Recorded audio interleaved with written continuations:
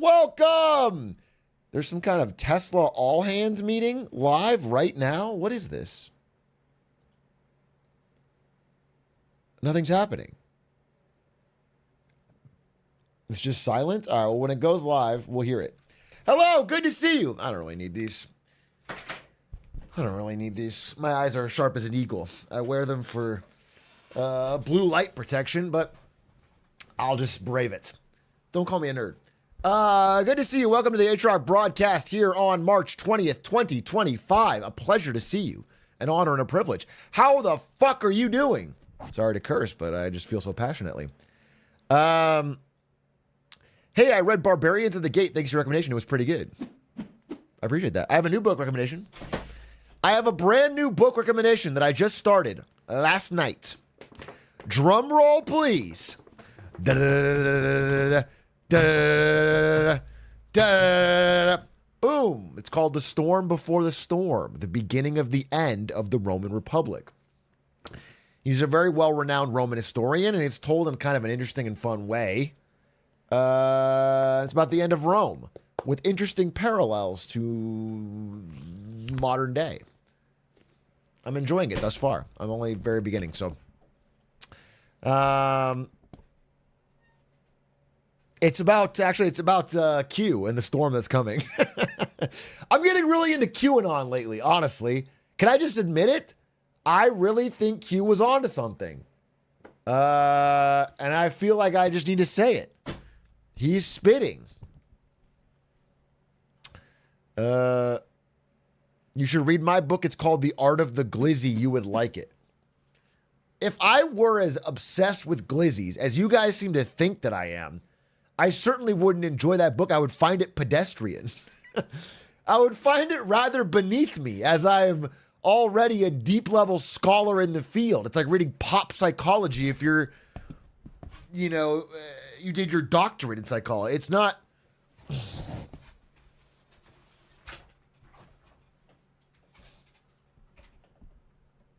It wouldn't apply to me. Pod Trent, think of the Too Gifted. Big A, I went on my first date in a long time. We went out to dinner and took her back to my place. Nice. Why did you? This is too graphic. It's too graphic. This is way too graphic. Why would you start out with that and then go so graphic? I don't want a graphic story. That's not what I want to read. Jesus Christ. I thought it was less graphic. Do you ever read Lost in the Cult design books on video game? No, I don't know what the fuck that is. Lost in the Cult? Lost in the Cult. Lost in the Cult. No, I never heard of this. What is this? Few Games Sizzle? I don't know what the fuck is this. We make beautiful publications that look at the history of gaming, or this is like art books and stuff. I'm not really sure what I'm looking at. I'm not really sure what I'm looking at, but it looks cool. It looks cool. No, I haven't read that. Have you seen that the Big Screen Beyond 2 released today? Tiny ass VR headset that seems to be great looking because of the lens. I feel like VR is in a real lull right now. Big Screen Beyond 2. Big Screen Beyond 2. This looks odd. This looks odd. I'll be honest. This is the VR set. I mean, it's kind of cool, I guess. It's very Virtua Boy coded. I feel like until a truly great VR game comes out, I mean, I gotta try Half-Life Alyx. I really do. I gotta commit to doing a Half-Life Alyx stream sooner rather than later. Well, actually, you know what? I'll do it. New Valve VR headset. Isn't Valve making a secret Index 2 Deckard? This thing. Isn't this fucking... They're making some kind of beastly mega VR headset called Deckard.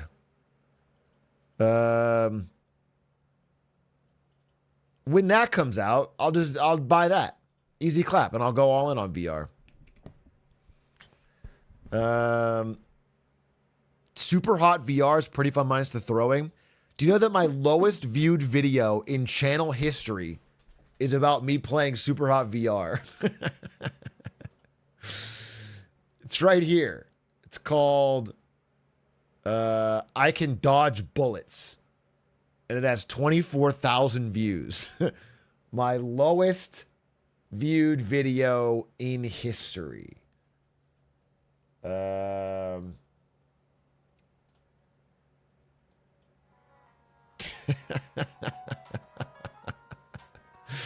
would we start with this? That's bad for retention. Don't open with a fucking 10-second elevator music streamed live on. And now, the first VR game I will try. Dude, the old angle. The old angle that still had the timer on it. I had the Bob Iger poster in the background. The old angle is called, drum roll please, chat in the drum roll please. Chat, a drum roll please. Please. One thing I ask is a drum roll. Please. This is not a great intro. This is not a great intro. This is not a great intro. It's Super Hot VR. Let's play that. Because I've been wanting to play this. I already played this a little bit, but I want to play it more because it's fucking fun. Is that Dr. Battle? Dr. Battle is the only person from this era that would still show up in chat. No one else here is still here. Badger_6. I'm going to look you up. I'm going to look you up. User Badger_6. When was the last time this person chatted? They last chatted in like April of 2022. And before that, that was once. Before that, they did one time in 2021 and then all in 2020. This person only really watched 2020. That's so they really only liked it when I was doing Super Hot. COVID Frog. Super Hot VR. Yeah, here we go. Gun. So if you guys don't know this game, let me explain it to you. Time only Super Hot VR. So you can see my opponents aren't moving. Yeah, this is a truly incredible video. I want to watch more of it, but it's almost too good that it makes my new stuff seem like trash. So I don't want to watch too much.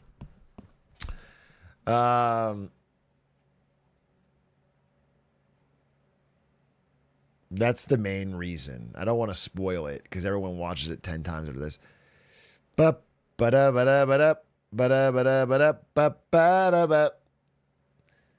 Did you see this banger tweet? What is this?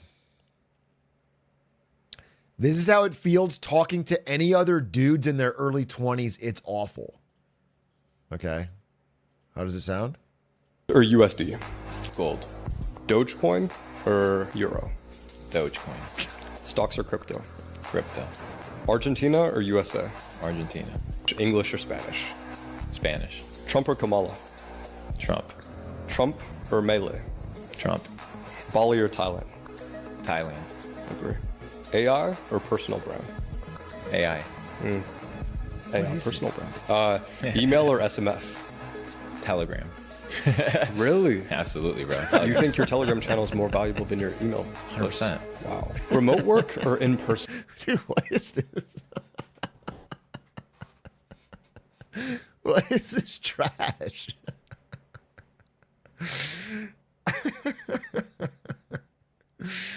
Like, what? Why does this have 6,000 likes? What is this? This has no value to anyone. Is this parody? In person. Interesting. YouTube or Instagram? YouTube. Messi or Ronaldo? Messi. Rolex or Patek? Rolex. Rolex or Richard Mille? Rolex. King Solomon or Leonardo da Vinci? King Solomon. Wisdom or wealth? Wisdom. This has got to be parody, right?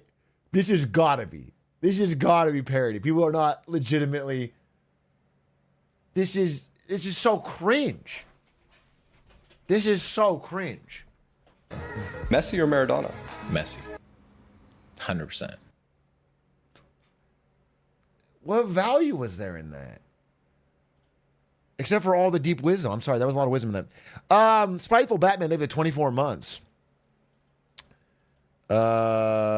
Appreciate that. I don't think we can get hot dogs together, but I appreciate the compliment on my thinning hair. I know this may sound a bit tipsy, but I want to speak like Jay Powell. Not his economic speak, but the corporate I got you by the balls, but I'm kind type of way. Dude, what's happening? Wait, what are we doing today? What is happening? I'm getting waterboarded. What are you guys talking about? You want to speak like Jerome Powell in the corporate I got you by the balls, but I'm kind type of way?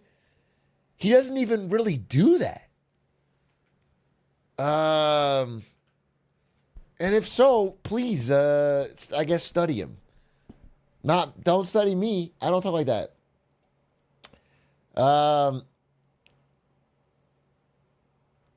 First time shatter here. Really love the streams, but if you ever stopped, I'd fall into a depressive state.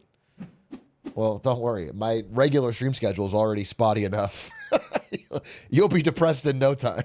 I'm going to skip 3 times this week. You'll be depressed. Don't worry. So, does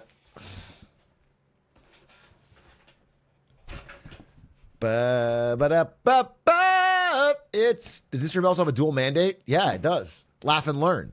I already mentioned it in the beginning of 2025. The dual mandate of the Atrioc broadcast is to increase your laughter and increase your learning. Okay, at least once. Well, actually, I don't. Not the stream. The stream I'll do fuck all. It's the clip. It's the clip. Hey, first time chatter from LATAM. What part of LATAM? What address specifically? Thanks for tuning in. Anything going on in your country you want to bring up? I found a trick to lessen the pain of 1K car repairs. Just spend $2,000 more on a trip to Japan. It doesn't hurt anymore. That's boy math or girl math. But yeah, that's good math. Just buy something bigger, and then it feels like not a big deal in comparison.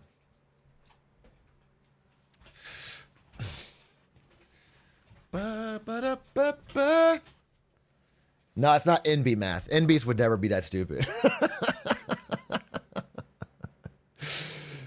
NBs would never do that. They would be very rigid with their... Hey, Seymour Butts, 21. Beautiful name. Thank you for the gifted sub. Pawn Monster, look at the 38 months. 38 months. Oh, how time goes by. I feel like I've personally contributed so much to your fortune. Thank you for that. Where's the sound coming from? Oh, Tesla All Hands. Wait, Tesla All Hands is live. Bring back Cole.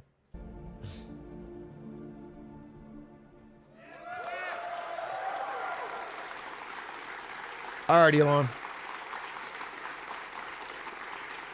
All right. Well, let me start off first by thanking everyone at Tesla for your incredible hard work. I mean, the Tesla team is an incredible team, great human beings. Anyway, some of the finest people in the world work at Tesla, designing and manufacturing our incredible products. So, He's so eloquent. Thanks to you for everything you're doing. Well done.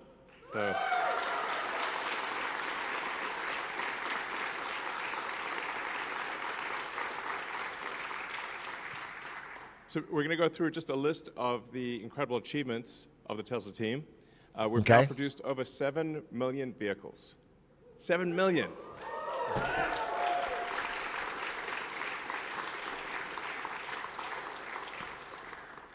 In our first year of production, we produced just over 20 vehicles. And I thought, well, maybe we might one day be able to do 10 or 20 a week instead of 10 or 20 a year. And the way things are tracking right now, we will actually have made over 10 million vehicles. Dude, look at his next belt. year. So we'll pass the 10 million vehicle cumulative. That's a lot of cars, man. That's a lot of cars. So So it's really, and it's incredibly difficult, as you know, to design, to build, to manage the supply chain with thousands of suppliers, make sure everything arrives. You've got tens of thousands of parts, make sure everything works, then build the car, service the car, and it's really difficult. I mean, frankly, car business is a tough business. But you know, there are times when there are rocky moments, like things are it's like a little bit of stormy weather. But what I'm here to tell you is that the future is incredibly bright and exciting, and we're going to do things that no one, I think, has even dreamed of. You know, we've said we're going to do it, but I think until we actually do it, people won't believe just how incredible it is. That's true. So I'm going to go through all of the things that we're accomplishing here. So once again, thank you very much. So.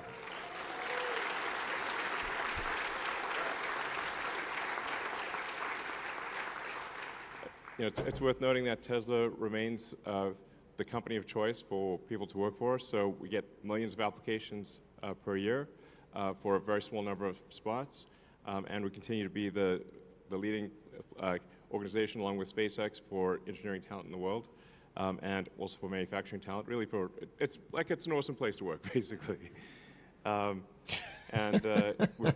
Because of our growth, there's a lot of opportunity for upward mobility.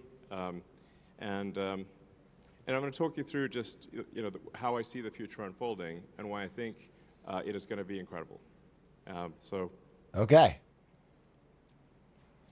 First of all, as always, we care a lot about safety. So the safety of our cars and the safety of people within the factory.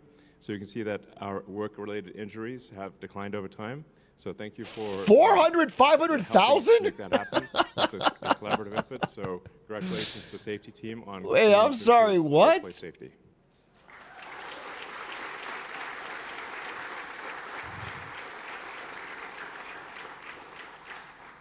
I need to see that chart So again. one of What the is things that it? may seem like how do you pull it all together is where does AI and robots fit in this sort of sustainable energy picture? Like, is that just like some weird side project or what? You know, but it's because what we're really aiming for here is maybe a better way to think of it rather than sustainable energy is sustainable abundance for all. So if you think about like what is the future that would, what's the most exciting future that you could possibly imagine? Like what does that future look like? It's worth thinking about that. Just imagine a future. What does that amazing future look like? How about a future where you can have any Atrioc good broadcast or service you want at will? A future of abundance for all, where really anyone can have anything. It sounds impossible. It sounds like surely such a thing cannot be the case. But what I'm here to tell you is that that will indeed be the case. That the future we're headed for is one where you can literally just have anything you want. Dude. Like, if there's a good or service you want, you'll be able to have it, and ultimately, everyone in the world will be able to have anything they want. Dude, we used to What's have key to Steve that Jobs is as the big robotics tech and AI. guy.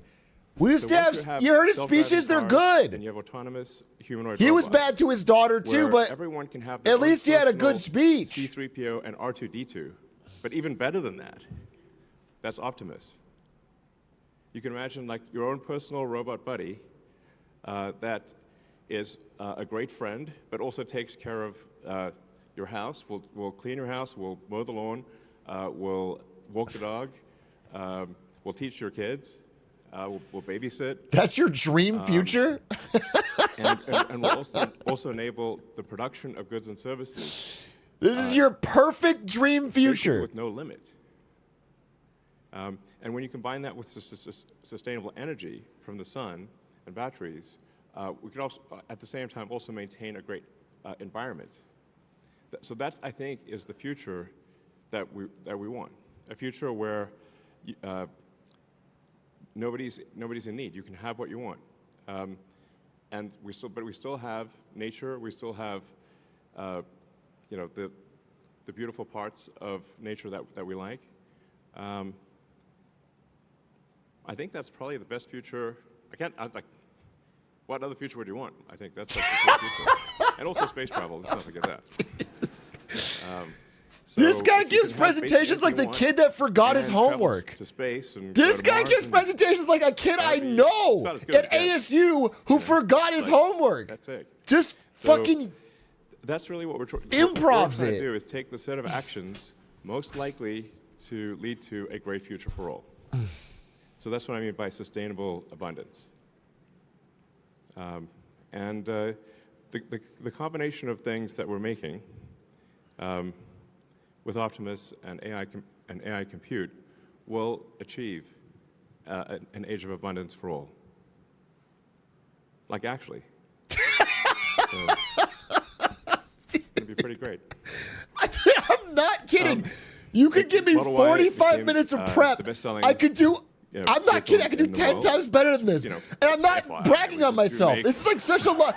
I could do best, this speech better. You know,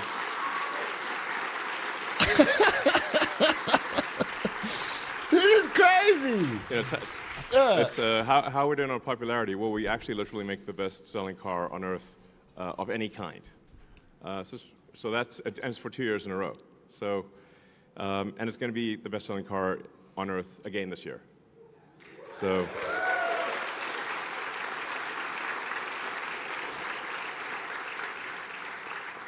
The Cybertruck became the best-selling electric vehicle pickup instantly, because it's awesome.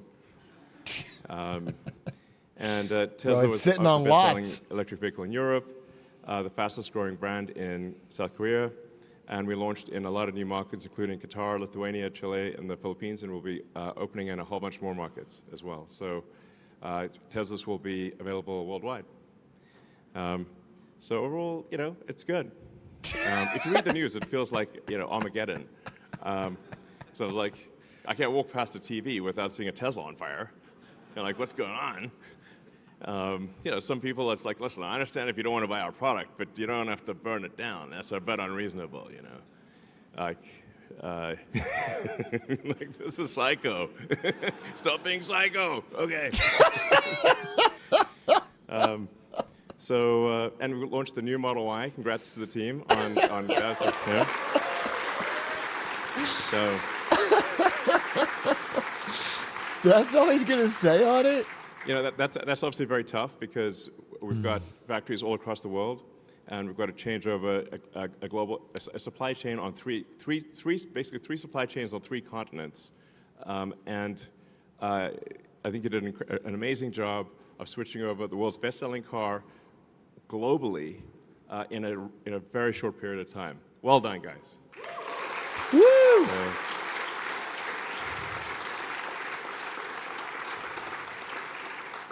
And let's not forget, also, we upgraded Model 3 last year. So I would encourage people to also buy the Model 3. It's a great car, actually. You're talking to your own employees. So, and the Cybertruck is achieved 5-star safety. You know, these days. What's crazy is like all know, these people he's talking to have sometimes worked things very get a hard, little and they're very dangerous in the neighborhood.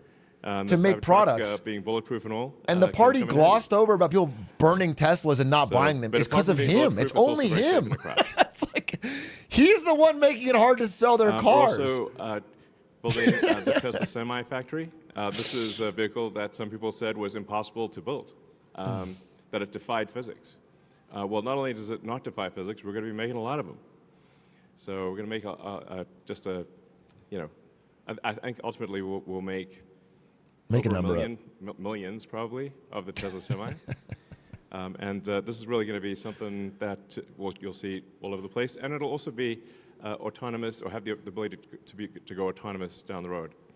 So Next year, probably. really, autonomy is a massive, massive thing. The future is autonomous. So I always sort of think, like, what will the future look like in 5 years, or 10 years, 20 years? And 5 years from now, autonomous cars are going to be everywhere. Primarily going to be Teslas, by the way. But autonomous Teslas will be everywhere. I think in 5 years, probably we'll have regulatory approval, I think, globally. So you'll have autonomous Teslas on every continent, taking people on trips, and almost the entire fleet, which will pass 10 million vehicles next year, is capable of full autonomy. So even without the Cybercab, we still actually have a gigantic fleet that is capable of being autonomous. And the thing about being an autonomous car is that it can be used much more than a car that is not autonomous. A typical passenger vehicle car will be used about 10 hours a week. So people might use it for an hour and a half a day on average for 7 days, which is about 10 hours a week. But there are 168 hours in a week. So if you have a car that's a robot car that can drive autonomously, it can now be used potentially for 80, maybe 100 hours. Okay, so there's faster depreciation and wear and tear. So you could have a car that has 10 times the usefulness of a non-autonomous car. So the repair costs go up. I mean, it's the same. In fact, the fleets it costs the same, but built. the repair costs go up. So the extra value you're getting just enables that capability. Overnight, you have dude, ask an Uber driver who drives 10x the time if they suddenly become like the cost goes up 10x. Maybe in repair cost goes up 10x of usefulness overnight. That's a profound thing. Like nothing like that has ever happened before. There is no analogy that there's never been something where a software update increased the value of a gigantic asset base by a factor of like 500 to 1,000%. So it's very difficult for I would say people in the stock App market, Store especially to iPhones. those that look in the rearview mirror, which is most people, to imagine a future where suddenly a 10 million vehicle fleet has 5 to 10 times the usefulness. It's so profound, and there's no comparison with anything in the past that they just can't. It does not compute, but it will compute in the future. And some people like Kathy Wood at ARK Invest do see the future. So what I'm saying is hang on to your stock. So,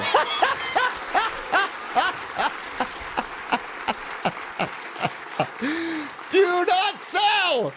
Do not sell! So, by the way, Kathy Wood, notoriously bad investor. It's mind-blowing. Notoriously bad. Then I want to give a shout out to Service. Service is a If tough that's job, your an one- important job, and it's actually what sells cars long-term. You know, because the initial car is sold with sales, but all future cars are Dude, he sold just with gave away service. the whole reason for this fucking meeting, dude. And I always encourage It's just our like sales this- team, they're let's try to worried give about people the a service stock. experience that they love. Not merely that they like. That but that this they whole love. Because thing people is talk like, about something hey, that they reassure love, you that was about an the amazing stock. experience, but they don't talk that much about things that they like. You have to really do something amazing, and then they'll talk about it and be like, wow, that's incredible. So thank you to the service team for the great job you do.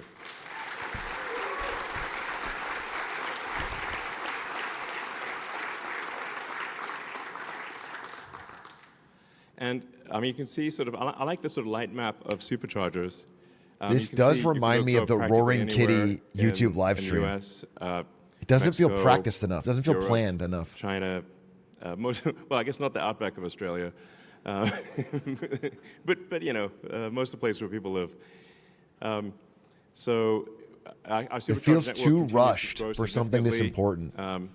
and we keep upgrading. It's a our bad sign. Like if you superchargers. can't This practice. is- in fact, I still run into a lot of people who don't realize that you can drive, you can take your Tesla on a road trip anywhere in America or anywhere in Europe, pretty much anywhere in China, just using the Tesla supercharger network.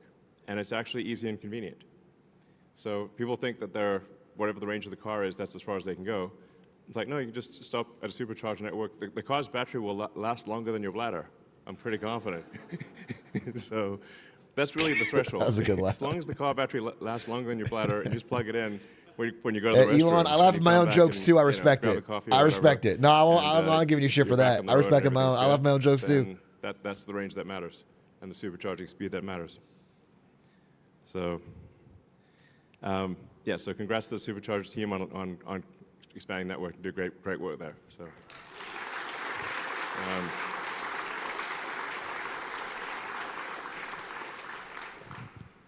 And then, the Megapack and Powerwall team are really knocking it out of the park. The demand for stationary battery storage is gigantic, and I think that is actually only going to increase dramatically over time.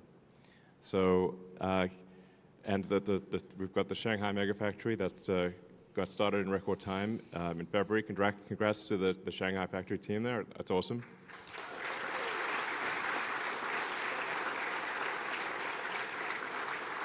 You're cooked in The Shanghai, Powerwall brother. 3 is it usually takes about 3 major technology iterations for a product to be great, and the Powerwall 3 really is a fantastic home energy product, and it's something that if you want to ensure that your home has uninterrupted power during a power outage. It says 600,000 Powerwall viewers. 3 is the Roaring way to Kitty go. level. If you combine that with solar, you can basically be off grid, which is pretty cool. But I think just having energy insurance, or energy assurance, such that if the utility goes down, you don't even notice. Like the lights are on in your house, and your neighbors will come to you for help. Basically, that's actually what happens when somebody has a Tesla Powerwall and there's a power outage. So that's a great product. And then Megapack, especially at the utility scale, is the opportunity there is gigantic because it enables a utility grid to dramatically increase the output of electricity because you can generate electricity at night, and then Megapack can provide that electricity during the day because normal electricity demand is very uneven. There's a lot of electricity usage during the day, but limited at night. So Megapack actually has the potential to increase the output of an existing electricity grid by more than double. So you can actually, without building additional power plants, double the total output of energy in a year. So it's quite a profound thing. So Megapack is also really good at stabilizing the grid. So if there's variations in power in the grid, the Megapack can absorb. If there's a big power spike, it can absorb and store the power, and then if there's a drop in power, it can fill in the gap. So Megapack is excellent for stabilizing the grid. Dude, I'm just saying I could mog this guy at presentation. Well with, wind and solar. In fact, I'm actually like embarrassed. Like it's like you could. This is not hard to do better than. It's so. That's how all satellites work. He's like kind of reading the slide. And network, there's 7,000 satellites orbiting the Earth, and all they use is solar panels and a battery. And my prediction is long term, a majority of power on Earth. In fact, eventually, it might be like 90% or more of all power on Earth will be solar panels with batteries. That's my prediction. My predictions have a pretty good track record. No, they don't. So, yeah. Come on. Is he waiting for applause? As kind of is he like waiting for? So if you have thousands of Powerwalls in a neighborhood, dude, if your employees aren't applauding in concert to stabilize the grid. That was a good joke. If that was a joke, that was a good one. The V4 supercharger. If that was a joke, that was fire. Cool. It enables charging at 500 kilowatts, and the Semi can charge at 1.2 megawatts. So it's smaller and lighter. It's a big improvement overall. And we're rolling this out worldwide. So it will increase charging speeds and just enable you to. Dude, Steve Jobs really fast. could take the same material and double his stock and tonight. With regard to cell manufacturing, Steve Jobs with this same presentation, but this is going to do nothing. Steve Jobs could make this sound so fucking. The most efficient cell in the world, meaning like the lowest cost per kilowatt hour cell. So. Which is really pretty good. Like there are entire companies that all they do is make lithium-ion battery cells, and for us that's one of many things that we do. So congratulations to the cell team on making the best cell.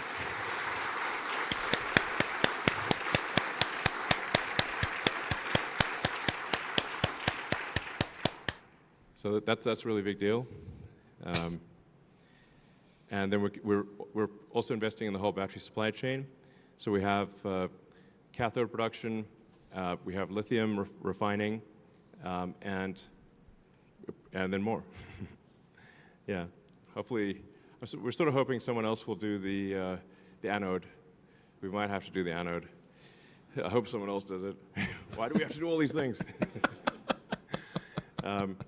Yeah, a lot of people think like we do this thing, a lot of these things because we want to, but really it's often just because we didn't have any choice. Nobody else was doing it, so we had to do it. So, Believe they're doing it without you in China. I'll tell you that. So yeah, like, a lot of new factory milestones. So in Berlin, we produced 660,000 drive units. Fremont, we built our first Optimus at the Optimus production line in Fremont.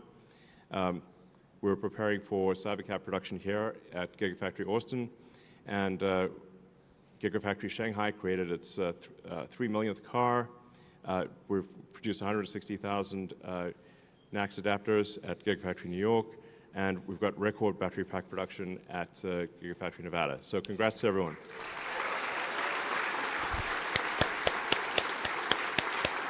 Good job, employees.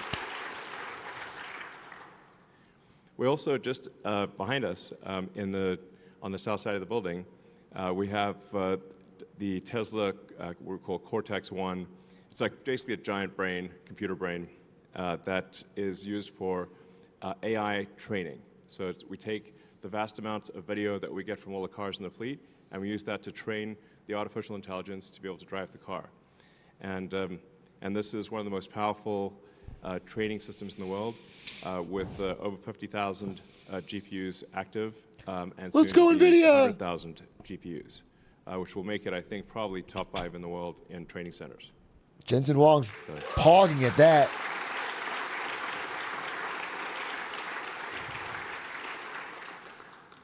We're also continuing NVIDIA to make stock goes progress up. on our Dojo training supercomputer. So we've got He's gonna pump Dojo NVIDIA 1, instead. Active now in Gigafactory New York and in Palo Alto, and it is actively working. It's actually taking load on it's doing a meaningful percentage. Well, I guess 5% or whatever, but it's still something. 5, maybe approaching 10% of the training load of the self-driving AI is being done by Dojo, and then we've got Dojo 2 that's coming down the line. Doge, you said? Probably 10 times better than Dojo 1.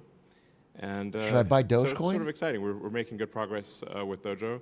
I'm increasingly optimistic about the future of Dojo. I think he's saying we got a real shot Dogecoin every here time. at a breakthrough. So congrats to the Dojo team.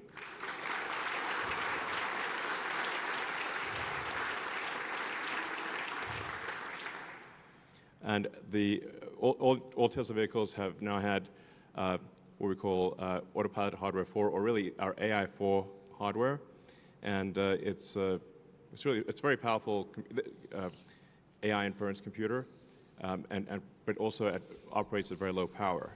And even to this day, even though this has been something we designed several years ago, there actually isn't anything on the market that we can buy that is better than AI 4. So, and obviously in the future years, we'll have AI 5 and AI 6. Sometimes people say, should I wait? I'm like, well, we're always going to have another version, so there's no point in waiting, because you'll be just waiting forever. But we obviously will have an AI 5 and an AI 6 and an AI 7. And Maybe we'll an keep 8? Improving the AI compute. So Maybe a 9? for those out there that are interested in developing advanced chips, come work at Tesla. Yeah. Dude, And it is always, I think, profound to watch our cars driving with no one in them. And the we crowd actually is have just the not. cars doing useful work for the first time with no one in them, which I think is really, it's a significant milestone. So the cars are driving from end of line in Fremont to park themselves, and I think we've just started doing that here in Austin. So we'll be. I mean, they definitely want more out yeah, of them. the car the audience goes here, from end of line because Fremont their pay to package its- is to its Tesla stock. I destination mean, they're parking spot where it gets picked up by a truck for delivery to a customer, and it does that with no one in it, and it's not doing that all day, every day. Like pretty much like it's just a matter of fact thing. Yeah. So, let's see. Yeah, and obviously, for anyone that's using it, you can see the dramatic improvements in full self-driving, where it's getting to the point where interventions are extremely rare, and eventually they'll get to the point where there really is no need to intervene. Like the car is going to be better than human. In fact, maybe it's worth emphasizing that it's not that Tesla full self-driving will be equal to humans in safety. It will be ultimately 10 times safer than a human. Yeah, you said that in It never gets tired. 2014. It doesn't, And 15, and 16, and things get 17. tired and sometimes get The wasted. same line. You said it'd be better than a human. And we'll have arguments or change the radio or, text. I know no one in this audience would ever text while driving. That would be crazy. But it does happen. He's bombing up there. He's bombing up Full there. self-driving will be vastly safer than humans, not just equivalent. It will be Dude, actually this is an vastly audience safer. of his own employees, it and means he's you can do whatever bombing you up want there. Wait a while minute. driving. So even if you don't rent your car out for usage, you can still, it frees up your time. So if, let's say you're driving 10, 12 hours a week or more, it gives you back 10 to 12 hours of your life, which is extremely cool. Dude, we all know that self-driving is cool. we get what the Optimus sure has come a long way. because you've mentioned it before. It's just that other people are ahead of you now.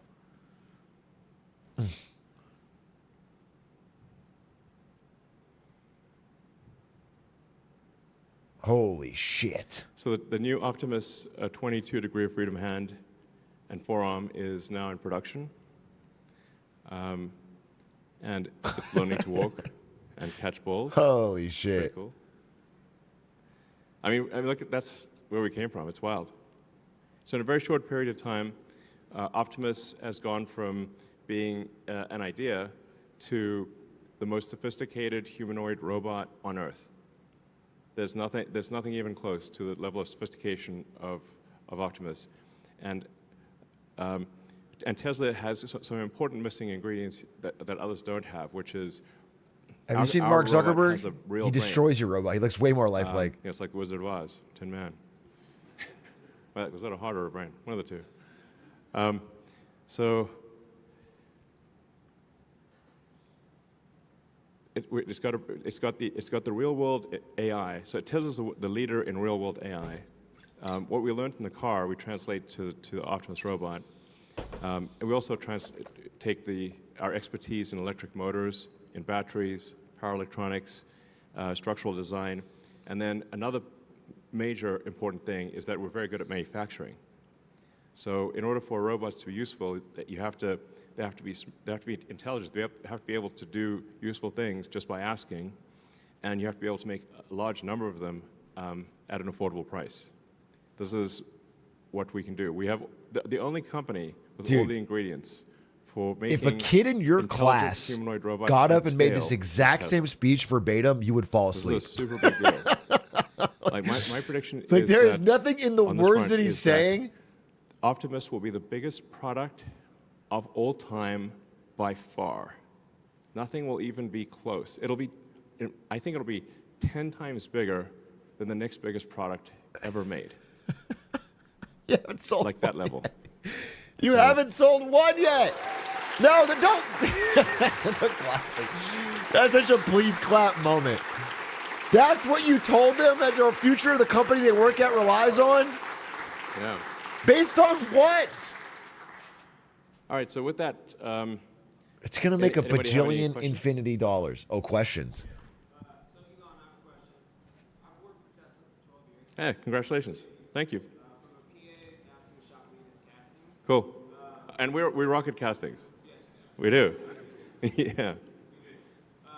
Where do you see, or where would you like our focus in the next couple of years with the operations team? So hard to hear. Well, we want to scale up production to new heights. Obviously, with the Cybercab, we're going to be. Cybercab is not just revolutionary car design; it's also a revolutionary manufacturing process. So I guess we probably don't talk about that enough. But if you've seen the design of the Cybercab line, it doesn't look like a normal car manufacturing line. It looks like a really high-speed consumer electronics line. It's, in fact, the line will move so fast that that actually people can't even get close to it. Like that's, I think it'll be able to produce a car. Dude, I love telling a ultimately in room less full of than 5 employees that we're not seconds. going to need humans for these. Like, can you imagine a car coming off the line in less than 5 seconds? That's like, whoa. Which means casting's got to happen fast. Yeah. So, I mean, we got to jam the liquid metal in, cool it down real fast. And then I guess maybe we need to just get even bigger casting machines. Sure, why not? Down, yeah, let's 50,000 tons.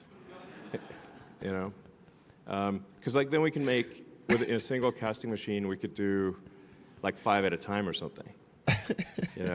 I'm trying to think how do you scale castings? Because you got liquid metal's got to cool, and then you've got to automate, getting all the bits and pieces off the casting so that it's usable. And that's actually kind of how they do it in small volume castings. They'll have a casting block that'll make 100. You guys are all Matchbox cars watching at a this time. and just buying Tesla shares hand over fist, And we right? just make that real big. Like everything he's saying, you're like, fuck, Yeah, I gotta we buy, have buy, the buy, buy, buy. cathedral casting Just back smashing the buy button. So, yeah, That's what I Let's do figured. that. I figured. I mean, let's see what is the limit of This what is the inspires limit so of much physics confidence. of how big can a casting machine be? Let's find out. I'm down. Let's have some fun here. Push the limits of technology. All right. Hi, Elon. I've been with Tesla for the last 8 years. Cool. It has been the most exhilarating 8 years of my career, and truly want to thank you for your leadership. welcome. I also have two And little. thank you for your contribution. Thank you. Thank you for your leadership. I also have 2 little girls who spend their weekends cruising around in their very awesome Cybertruck. Cool. I'd love to know when we can add Optimus to the family. Oh yeah, it's a good question. So. This is a paid So this question. year, we hopefully will be able to make about 5,000 Optimus robots. We're technically we're aiming for enough parts to make 10,000, maybe 12,000. But since it's a totally new product with totally new, everything is totally new. I guess they're all paid questions. These are all I'll say employees. we're succeeding if we get to half of the 10,000 now. But even 5,000 robots, that's the size of a Roman legion. FYI, which is like a little scary thought, like a whole legion of robots. I'd be like, whoa, okay. But I think we'll literally build a legion, at least one legion of robots. Stop calling them this legions. year. Stop calling them legions. Fucking And then Count Dooku. probably 10 legions next year. And I don't know, it's kind of a cool unit. Units of legion. So probably 50,000-ish next year. And then it's probably ready I'm hopefully ready for Optimus to be used outside of Tesla-controlled environment, or maybe around the middle of next year, second half of next year sometime. Doubt. So I think that sounds about right. Probably Doubt. second half of next year. I press is when they'll X. be I available. doubt. And then we will offer Optimus robots first to Tesla employees. So you guys get the priority.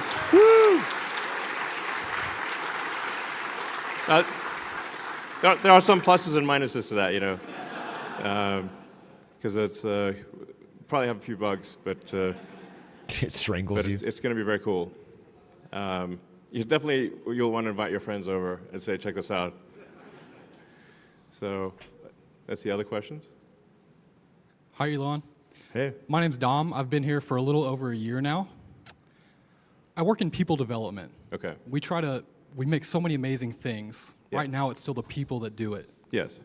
When we think about applying first principles to the relationships and the teams that people have, how would you encourage us to think about that and act on those first principles when it comes to relationships and teams?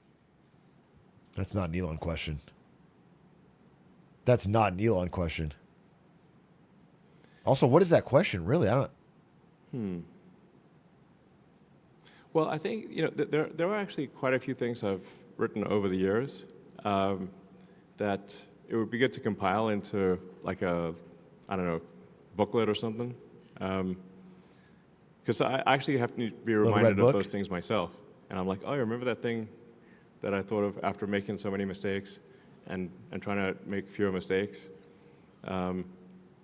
So, there's like, for example, at like a 5-step process of like make the requirements less dumb and then try to delete the part and process step, only then optimize, only then speed it up, and only the 5th thing is automate. I have to repeat that to myself many times because I've made the mistake of doing it backwards so many times. I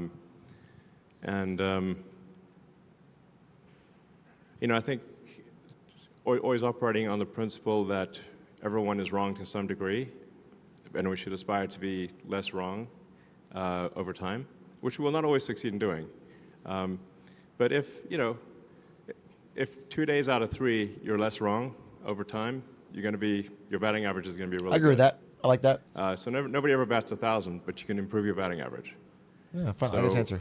I think rigorous, you want to critique yourself, you want to internalize responsibility. And these are all things I need to remind myself of. Yeah, I was going to say, bro, but yeah. Internalize Okay. responsibility. Be less wrong. And we should remember what is our goal as a company. Our goal is to make amazing products that people love, and then to take care of those products and service. So we should say, what are we doing to make our products better, to make them more affordable, to have the customer experience be delightful? Because that's actually the purpose of a company. Sometimes people forget, why does a company exist? A company exists, it's a group of people collected together to produce a compelling product or service. Yeah, that others they're all find doing that part. useful. Elon, and you're where the one. value of the product and service is You are the greater one than making the it cost hard of for what them. it took to They're make doing product that. or service. So sometimes, weirdly, profit is like viewed negatively, but really profit is just the difference in value between the output and the input. It's like, what did it cost you to make it, and what did it cost you, and what are people prepared to pay for it? That's the value that you created. So it's tough, actually, even to maintain like a 10% profitability, which is to make the output 10% more valuable than the input. It's actually quite hard, especially in the car industry, which is very competitive. So we should just not lose sight of, like, why are we here? Oh, we're here to make useful products that people love, and take care of them over time. So then, how are we doing in that respect, and how can we do that better? So, sure. It was a bad question, but that was a bad answer to it. But I didn't disagree with most of what he said on that question. It just was irrelevant. What advice would you give a young person like getting into the stock market? Like, Stock advice. Wow. yes, sir. Yes, sir. As I think people can perhaps tell who are watching this, these questions are not prepared in advance. This is literally random questions from the crowd, which is cool. I'm fine with that. And I think that it's going to sound very, very straightforward, but you want to really buy stock in companies where you think the products that company makes will be better in the future. Is that company going to make more and better products, or like do you love the products that company makes, and are they going to keep doing that? And like I think Tesla, just as I've just gone move on through, to the next Tesla's question. has a track record of having made many great products, and we're going to make many more future great products, and we're going to scale up production. And I think we've demonstrated a level of innovation that is Stop extremely rare. pumping Tesla stock. I mean, certainly by far the most innovative company in the car industry, like not even close type of thing. Like I do think Tesla stock actually long term with Optimus and self-driving, Tesla will probably be the most valuable company in the world. But there are also other companies out there that make great products and services. So I think that's the way you want to look at it. Dude, Say, this is like borderline illegal. You actually because can't that's be the reason pumping why like this. companies exist, is to make This great is products and services. crazy. So if you The think kid was that like, the company's gonna what was advice to improve a over young time, person getting into the stock then buy market? the stock, and if you don't, then don't. And then the stock market is it's a very strange thing. It's kind of like, I think it's Warren Buffett's sort of metaphor or analogy is, the stock market's like having someone stand at the edge of your property or your house and yell prices about to buy or sell your house every day. And like sometimes they take their meds and sometimes they don't, So sometimes the person yelling out the price of your house is having a good day, and sometimes they're having a bad day. Yeah. But it's Sometimes still the same 1.5 house. trillion. It's literally still the same house. So Tesla stock goes up and it goes down, but it's still the same company. It's just people's perception of the future. I don't know. I guess it's just very emotional, So, but for me, You're a sack of shit it's sometimes, difficult to bro. predict how things will be from. The sales are next, say, down. 6 to 12 months. It's You say, not. They're not just where off will their things be meds, in dude. The 3 sales years are or 5 down. years? The future of Tesla is incredibly bright. So. Wow, inspirational. Well, I'm sold. I'm punting all my money in Tesla stock right now. Hi. Hi.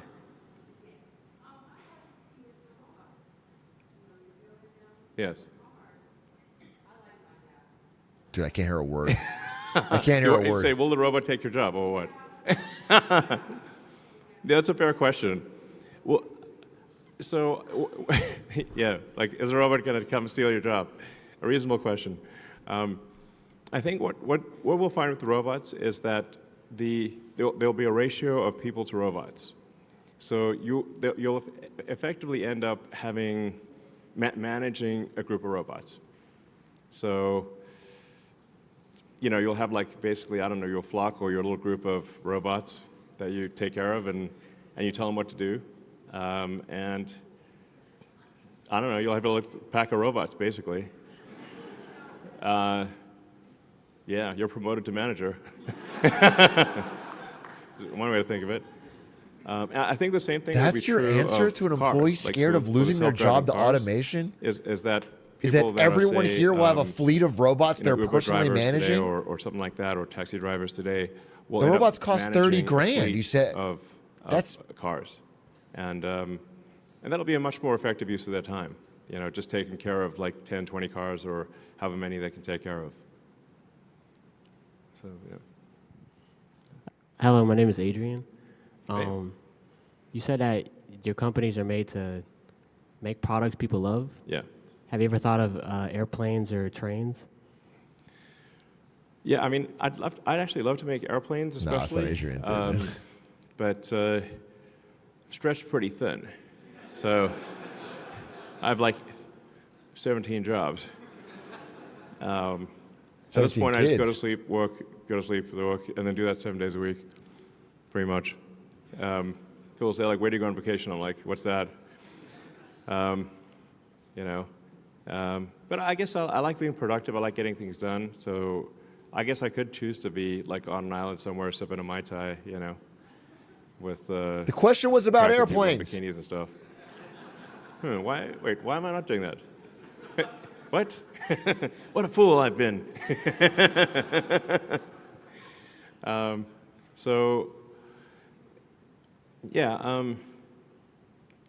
actually thought about aircraft designs for a long time, and I think there's an interesting opportunity to make an electric supersonic VTOL jet.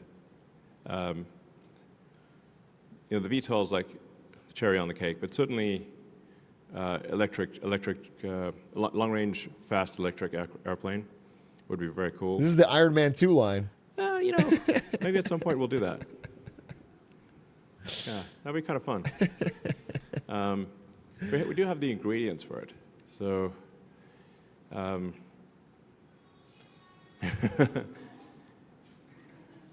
then there is the potential for, again, we're thinking pretty far into the future here, of not a conventional train, but that sort of hyperloop. Essentially,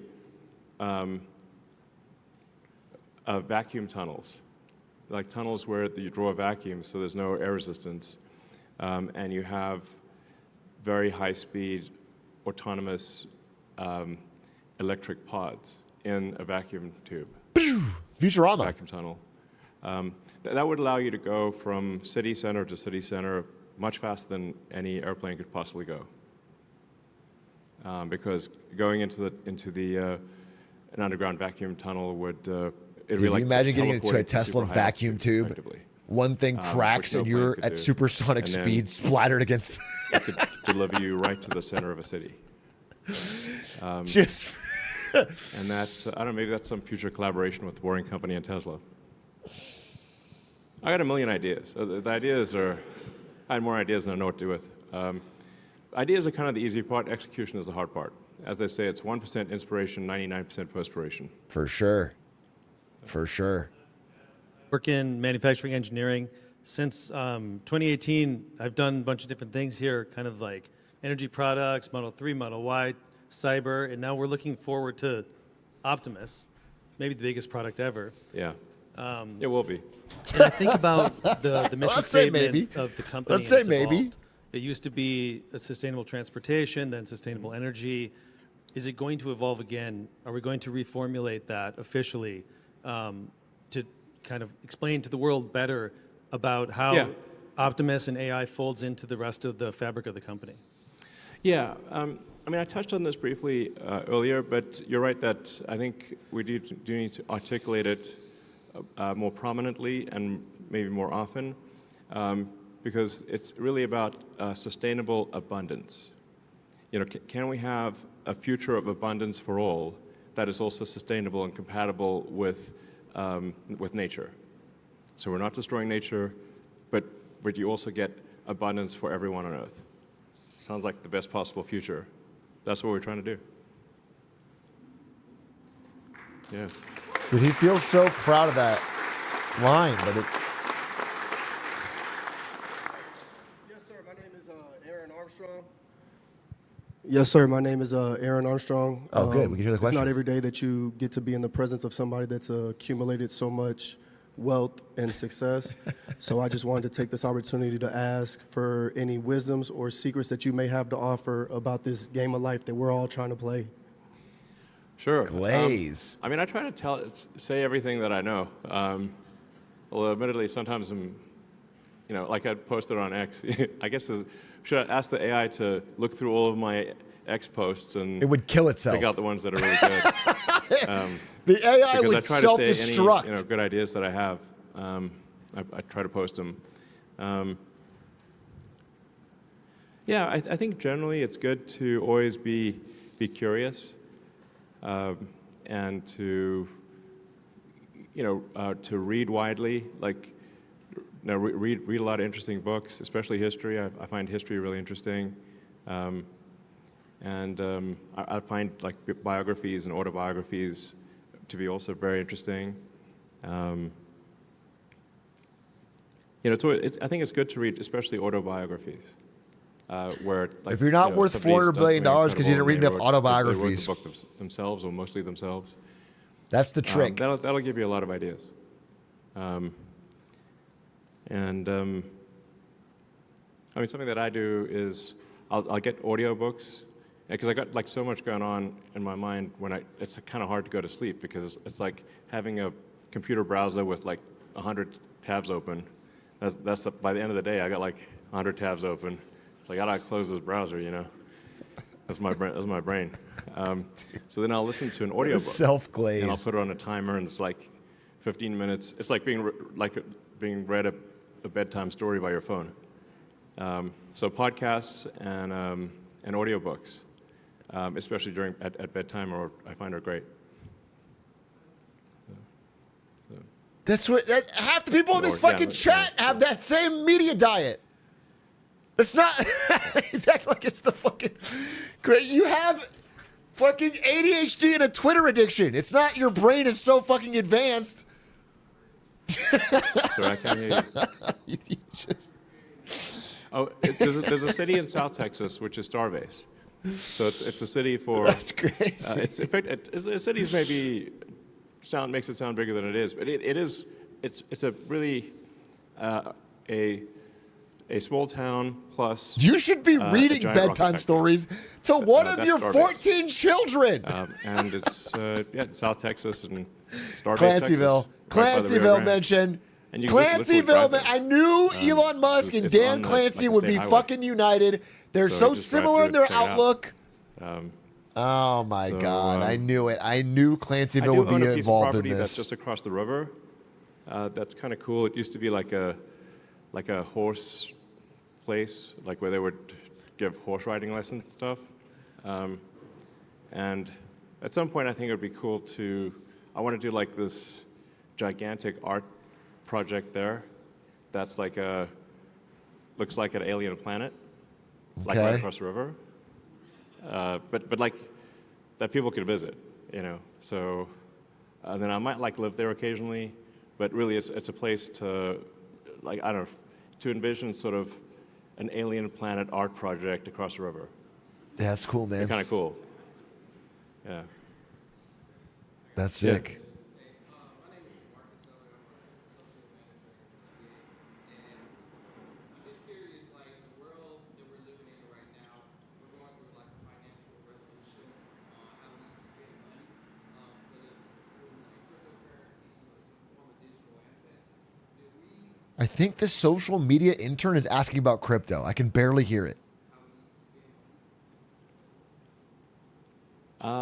Do we foresee Tesla making a product that helps how we spend money?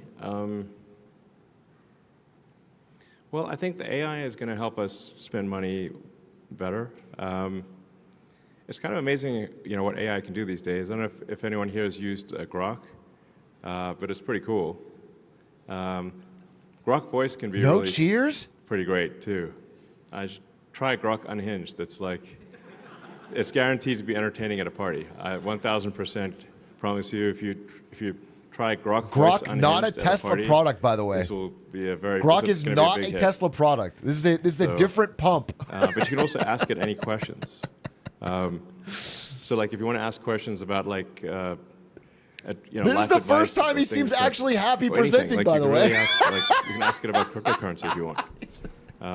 You can ask it about medical advice. You can ask any. This is the first product he's got some passion and about. It's getting better. So, you know, I think more use of try using Grok. It's it's really pretty cool. It's not made by Tesla. Yeah, sure. Sorry. This is the Tesla Live. Cool.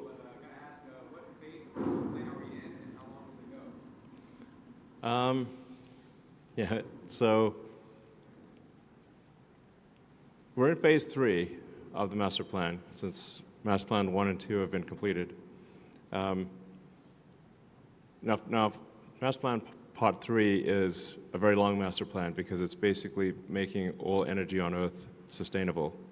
And I actually need to supplement it with the sort Yeah, of you're gonna knock that one abundance out of the for park. all. Maybe that's master plan 4. I've kind of described master plan 4 essentially, which is like autonomous cars, autonomous humanoid robots. You combine that with like solar and battery storage, and I think the future is going to be incredible. So I'll take a couple more questions and then call it a night. Well, I'll ask if you haven't asked a question before, you can ask a question. All right, Okay. almost 3 years. My question is, when will we see some Optimus robots with the production team? Oh, well, there are actually some Optimus robots being built in Fremont right now. So we'll. Not sure what that was, but. Oh, I thought he was gonna walk out. So, but we expect to have an Optimus production line here as well. So there'll be Optimus production starting in the Bay Area, and then we'll have the even bigger Optimus production line here in Austin. This feels cooked, Yeah, man. there's going to be a lot of robots. So, This feels cooked. I mean, ultimately, I think we'll be making tens of millions of robots a year type of thing. It's like serious volume. maybe 100 million robots a year. Bro, make one wild. and have someone see if it's actually Yeah. useful before All you right, one last promise question. hundreds of millions. Okay. Make sure it's actually useful, has a reasonable price point, people will buy it, has a use case in everyone's daily life before you promise about hundreds of sustainability? millions of sales. It's Abundance, yes. you're just saying things. Well, yes. I mean, obviously, utopia could be dystopia. So we have to, like, usually any story about utopia ends up being dystopia. We want to avoid that. But nonetheless, I think if you say, what's the best future you can think of? I think a future of sustainable abundance plus space travel, that's pretty great. Yeah.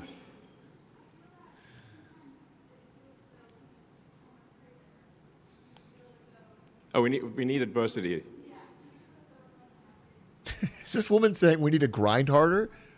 You're going to make the world too great, Elon, and then we'll lose our edge? Well, I mean, you make a good point. Like if things actually get too easy, maybe we get bored and you kind of want to some degree, overcome Let's cross adversity. that bridge when we come to it, Elon. You know, it's like if you play a What? game of some kind, you want the game to be not too easy and not too hard. And maybe the future will be too easy, potentially, is what you're saying. Yeah, it's a high-class problem, you know. But I think we'll still have human-to-human competitions. Hey, what do you know about I mean, if you games look being at, hard, say, bro? Athletics, or even mind You games let a like game chess. not cost too much or Although cost too computers little. can beat any human at The chess. Chinese gold Chess farmer is you hire actually is at just an has to be all-time high just right. popularity. And although cars can go faster than any humans, we still have athletic sports where humans compete against each other. So I think we'll still have human versus human competitiveness. I think long term we will also have enhancement of humans, or optionally, if somebody wants to enhance, have cybernetic enhancements, like Damn, with he's talking Neuralink. Deus Ex.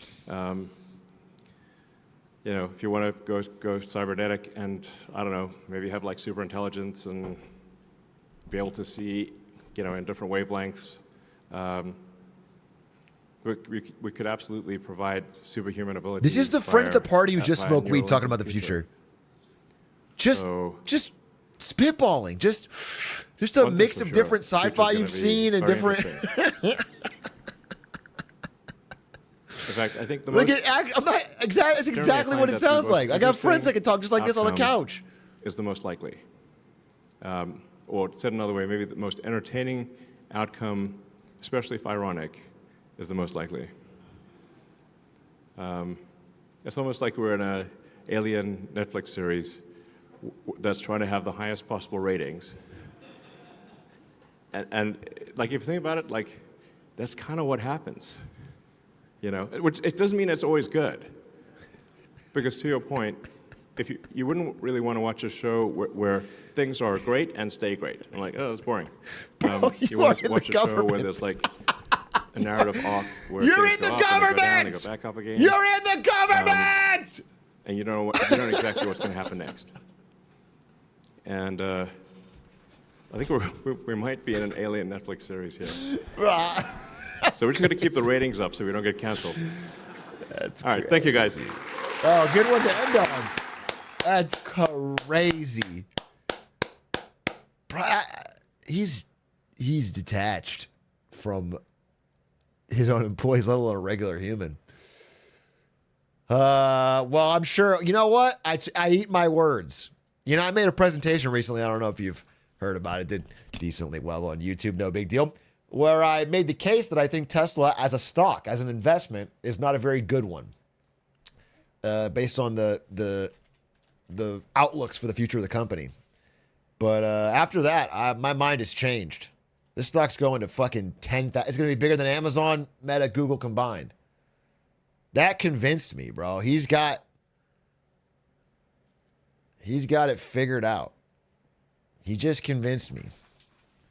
What a natural leader, speaker, and marketer to lead a really compelling product plan of self-driving that you're behind on and robots that I don't think are anywhere near production or product market fit. Elon Musk first trillion ever. God willing, baby.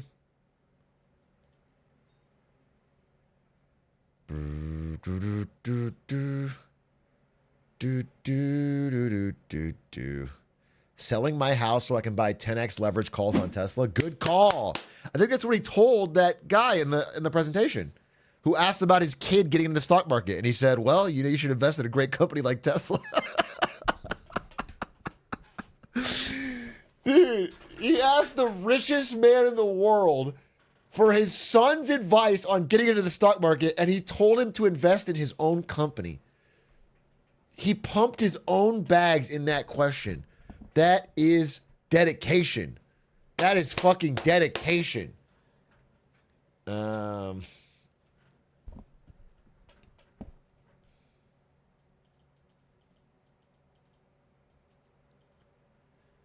Boo, boo, boo.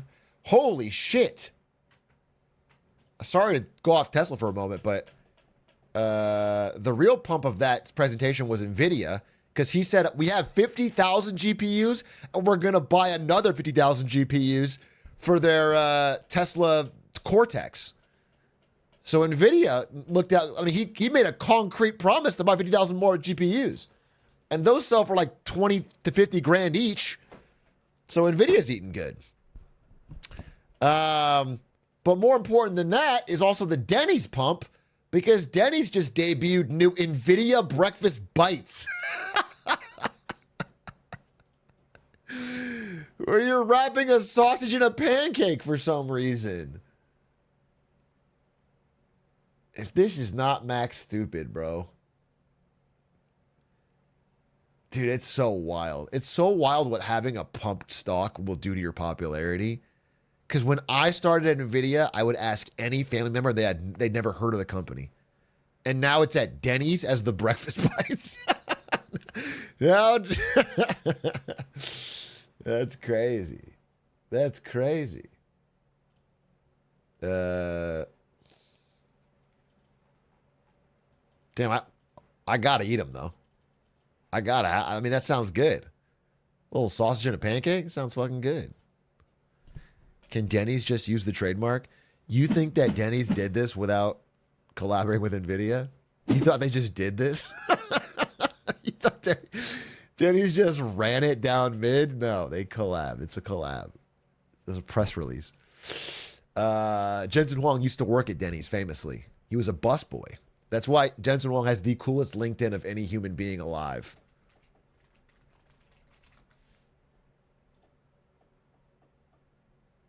I don't want to link my LinkedIn, but his LinkedIn is this. I'll just take a picture.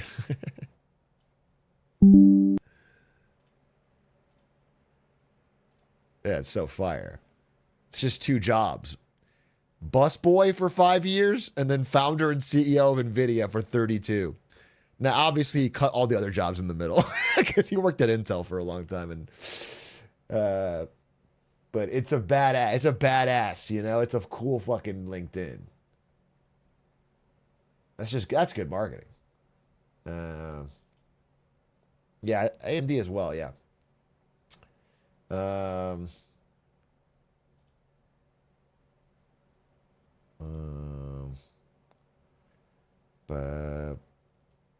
da da da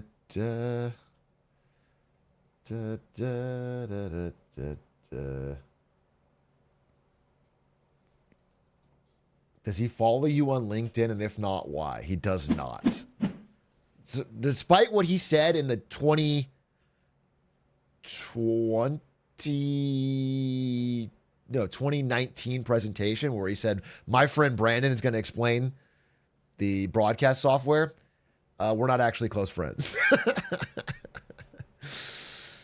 Despite the fact that that presentation only featured me and Jensen, we're not as close as you might have thought.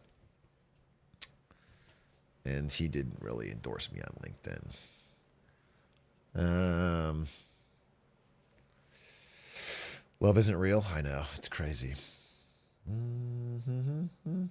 How are the Doug stocks looking? Feels a bit like I'm rubbing it in when I check now, you know? It's like, let's wait for a big change, dude. There's nothing real. Why do I... This was funny at first, but like everyone's been negative for so long.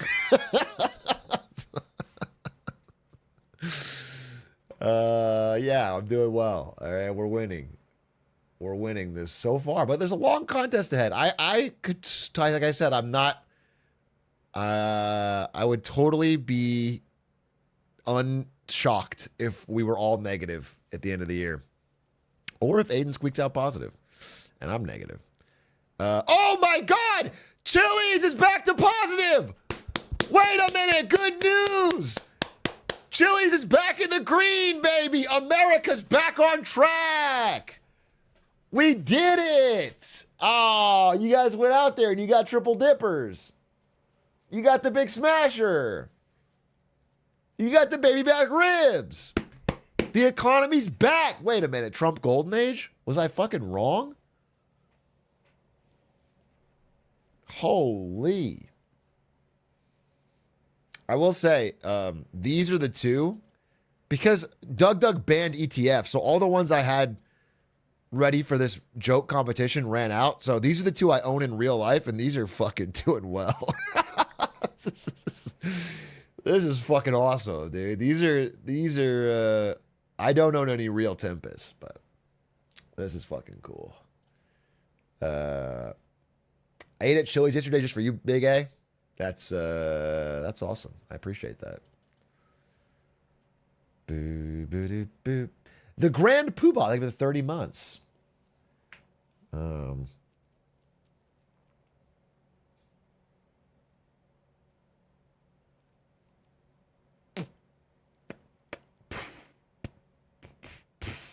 What is this? A new industry-wide union has been launched for all American and Canadian video game developers. Okay, this seems cool, but what is this source? Everyone's spamming W. I mean, it could be cool, but this is videogameschronicle.com. I have no idea how real this is or who's in it or...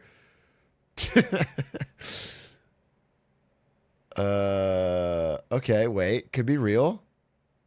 United Video Game Workers CWA, an industry-wide union formed by... we're launching at DDC. How many people are in it?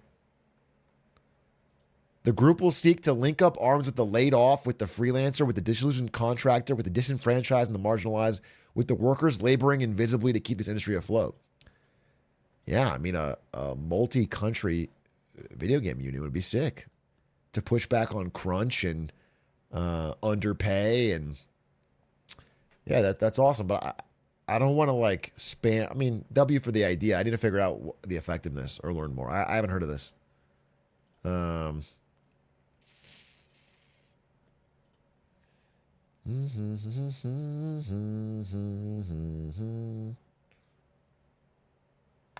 Wait, does it mean I have to pay Isto? Wait. Does that mean I have to pay Isto for Get to Work? Is he going to be part of this fucking union? Wait. That changed my whole attitude on it then. Wait, that sounds like a huge L. I think the union should accept exposure as a proper form of payment. And if they do that, then I'll be all right.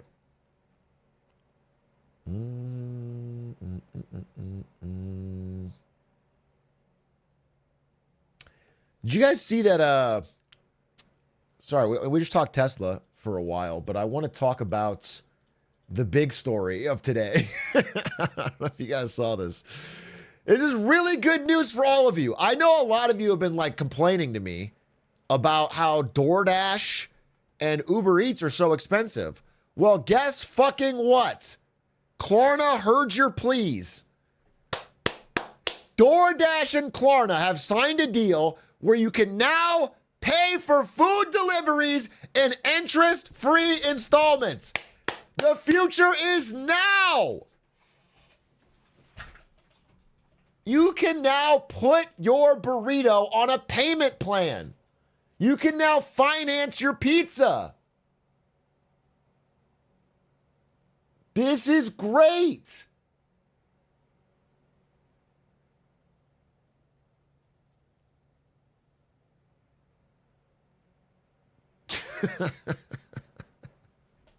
If this is not a recession indicator, I don't know what is, dude.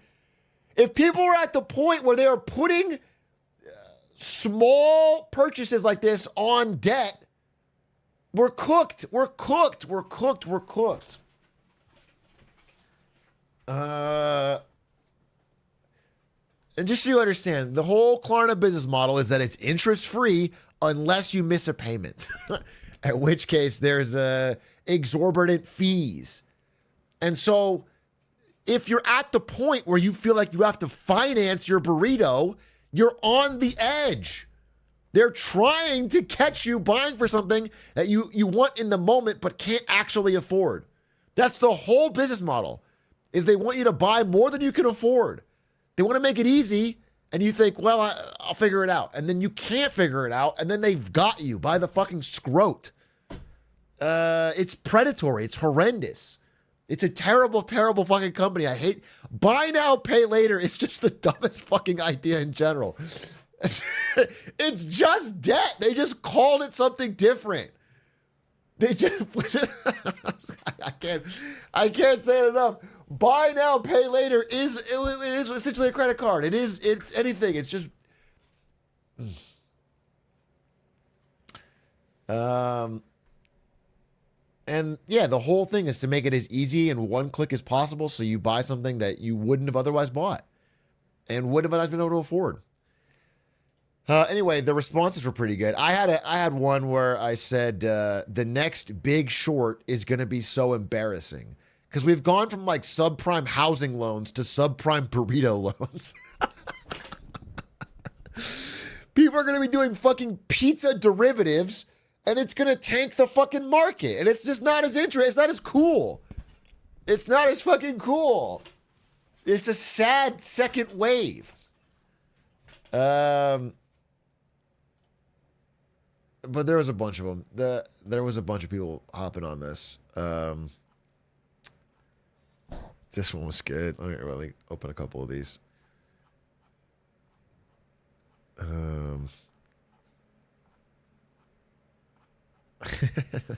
This one's good. This one, here, I'll just put a couple of these up. This one. Okay, here we go. Like this one. Born too late to ever own a home. Born too soon to live for free in the metaverse. Born just in time to finance a pizza from Domino's. What an era, dude. What an era to live in. You can pay over 6 weeks for your pizza. That is a sign of a healthy and thriving economy.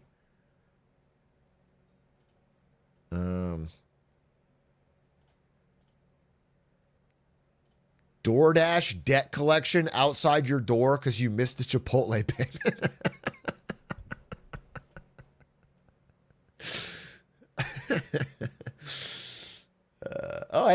Hey, whoa, thanks for the gifties. Wait, let me pause a second. Thank you for the gifties. AT Fresh, thank you for the Prime.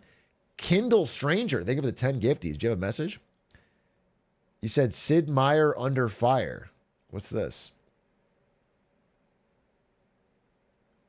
This is from December 2024, and it's about Luigi Mangione having worked as an intern on Civ 6. We talked about this when it happened months ago. Thank you. Thank you for the gifties. I just have nothing new to add. Yeah, he did work on Civ 6. Do you think that Sid Meier was behind the shooting of the UHC CEO when he subtly brainwashed Luigi Mangione? Do you think that perhaps the entire Civ franchise is turn by turn brainwashing an entire army of assassins? And then at one point the activation phrase Gandhi will be said, and then everyone will start attacking the nuclear missile silos? I wouldn't put it past him.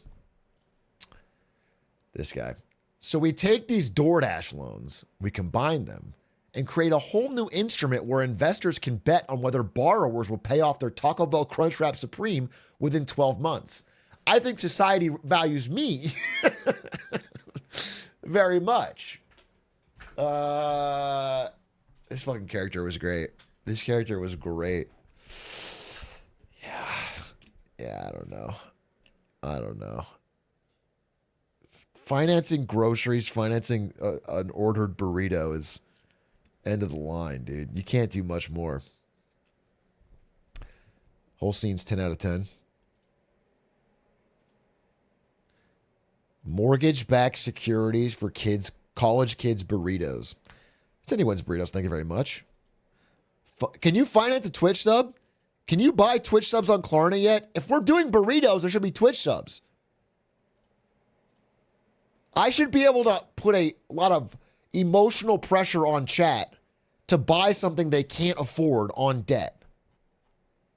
That's my right as a business owner. I don't want chatters who can afford it. I want chatters who can't afford it but can regret the decision later. Don't worry, I just borrow from my parents to sub. That's awesome. That's awesome. This one was good. What is this?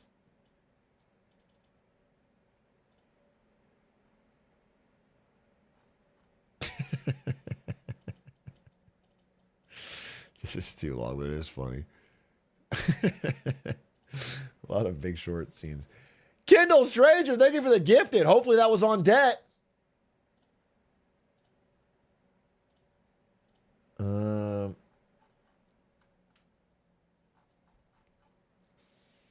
This is the best meme of it. Yeah, I mean, it's funny. Where's the there was one that was extra good. It was let me see if I can find it. This one was yeah, like this one. This was the perfect response. Why stop here? Hear me out.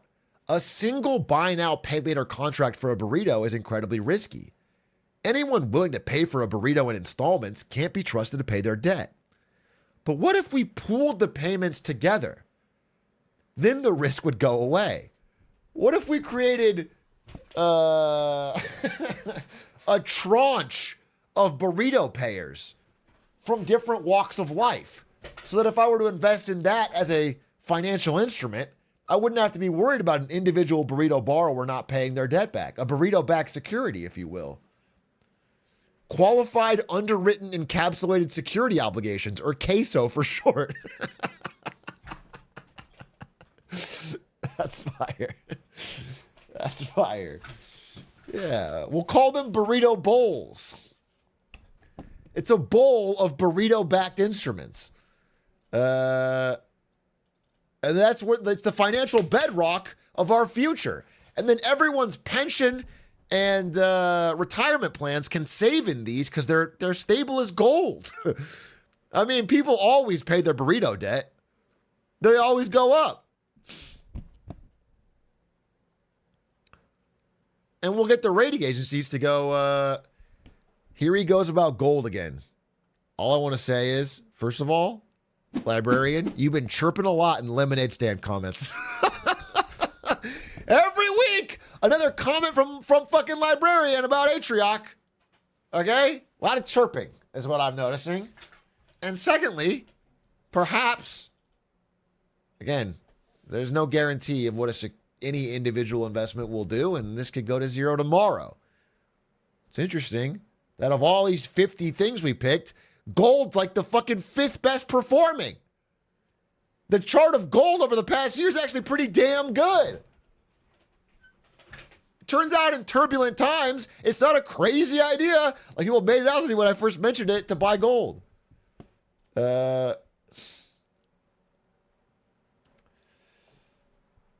Probably because I've been pumping it on stream, though. I've been moving the price of gold. Not every fucking central bank in the world buying gold as they reduce their reliance on U.S. treasuries. That'd be a fucking stupid investment thesis. It's probably because I'm pumping it. Okay, Yosemite Sam Boomer. Fuck. I felt like I was winning the argument and now I'm losing. Fuck. I've been fucking owned in the marketplace of ideas. Fuck. Roasted, toasted.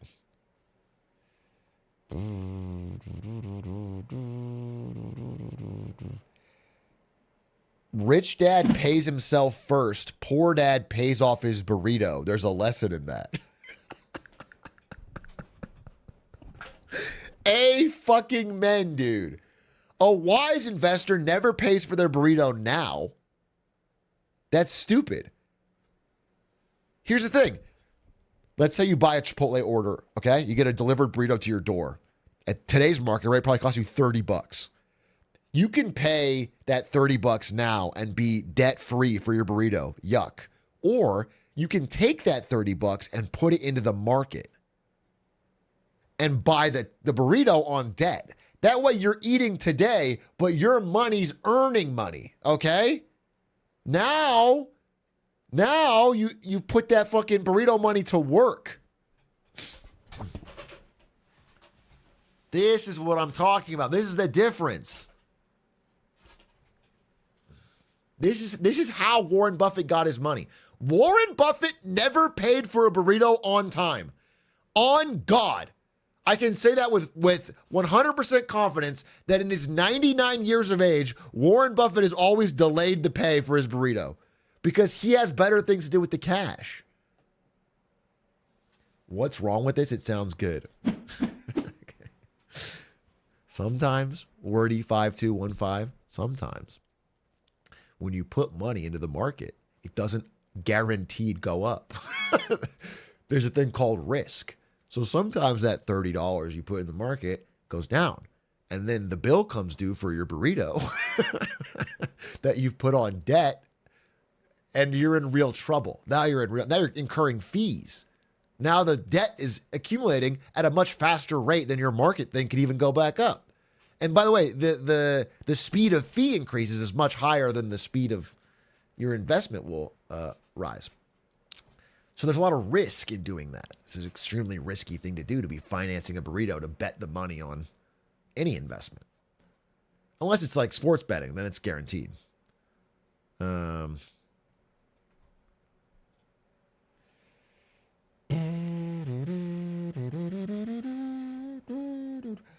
my God. What if you take the $30 that you saved from not paying for the burrito now and invest in the burrito debt of other people? That gets a guaranteed few percent return, right? As long as they always all pay their burritos back. And as long as they pay their burritos back, you can pay your burrito back. This is a good system.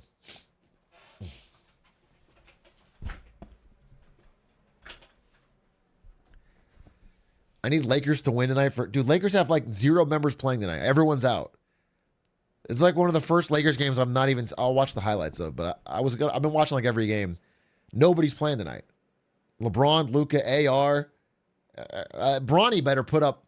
Dude, by the way, now I can talk about Lakers for a second. I know I have my daily fucking Lakers talk, but I went to the game. I went to the game with Aiden and Jarvis, and I got very fucking close to Bronny James. Close enough for him to hear me say, Bronny! I was like right behind him, bro. So we're basically friends now. We're that close. Here's Aiden's picture. How do I fucking open this? Copy image. Paste. Open link. There it is. Okay.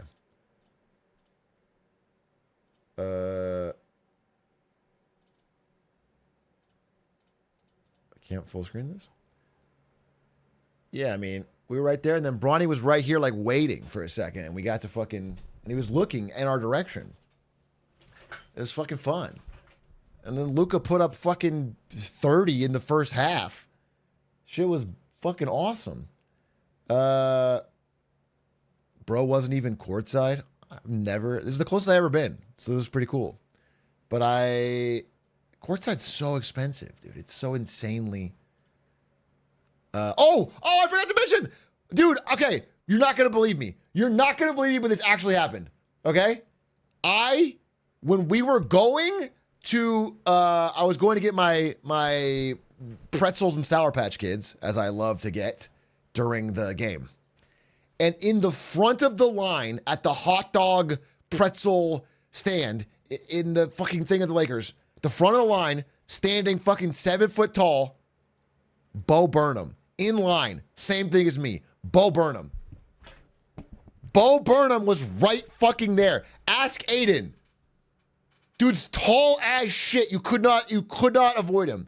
I was too nervous. I didn't say anything. I didn't want to. He's having fun at the game. I'm not gonna.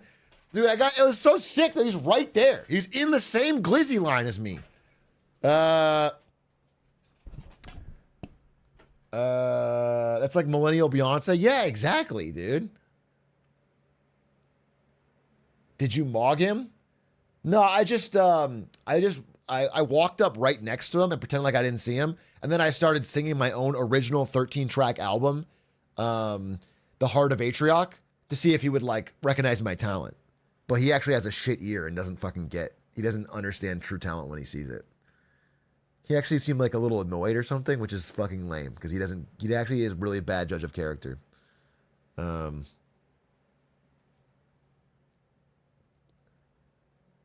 Did he see your fingers and say, cook me up one of those instead and then laugh? You know, if he did do that, you guys wouldn't believe me. You wouldn't believe me. No, he did not do that. He did not comment on the size of my fingers when he was ordering a hot dog. But it was cool. And then Will Ferrell, speaking of courtside, we're like 4 rows back, but Will Ferrell was courtside like in front of us. So that was kind of cool. That's kind of sick. I don't know. I've never seen Bo Burnham and Will Ferrell got to be the most famous people I've ever seen in real life. And it was all the same night.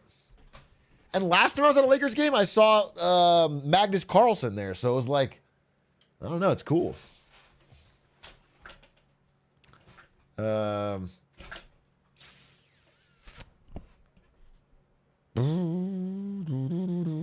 You've seen LeBron? Well, I guess, yeah, it's true.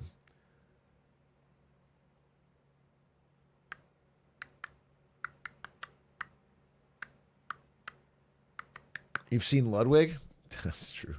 Dude, what's crazy is Ludwig knows Bo Burnham. So if Ludwig had gone with us, he could have actually... That's crazy.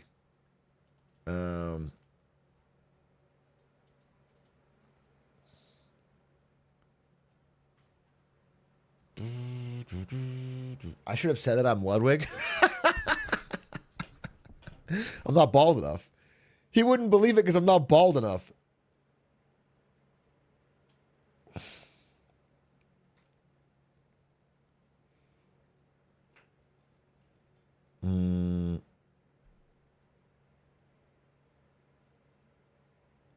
This has become less and less believable the more you're talking about. What a part of it is not believable to you. This is actually a very standard story. I don't even have anything extra special to say. What part of this is not believable? Anyway,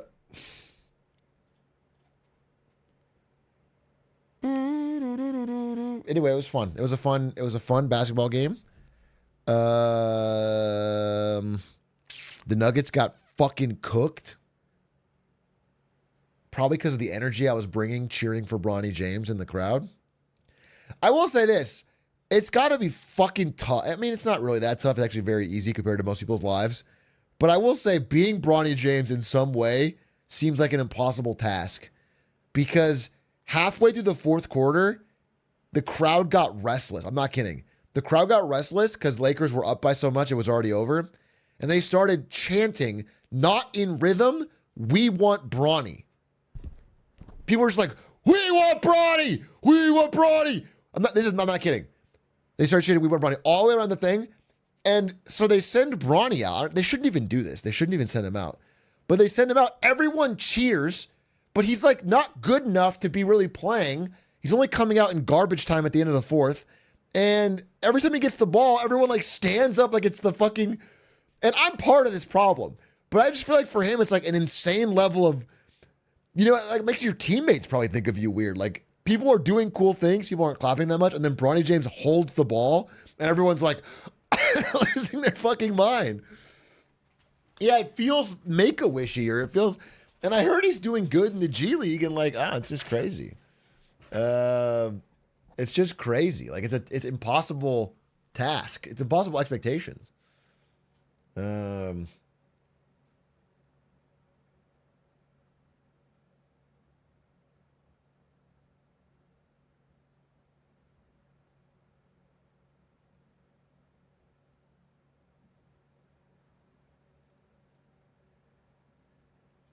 Do you think Jokic skipped the game because he knew you were in attendance? Jokic was actually there.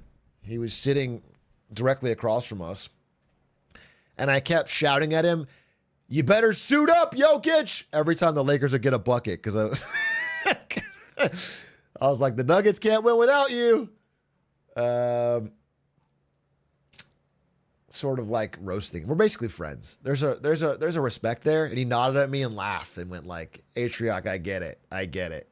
You're a devious one."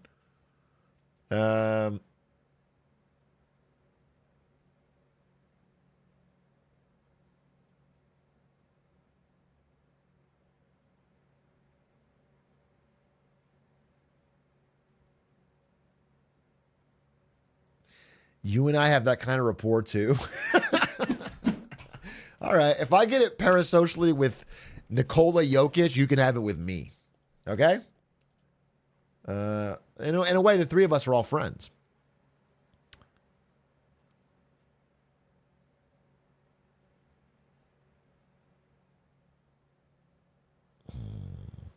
So you're the guy everyone wants to slap at games? Honestly, I disagree. Honestly, being a Lakers fan has been the easiest icebreaker in LA since I've started taking it seriously.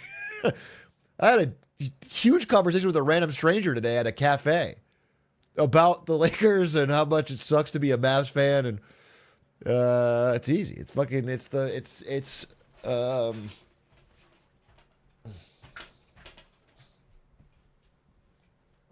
like the ultimate normie talk cheat code.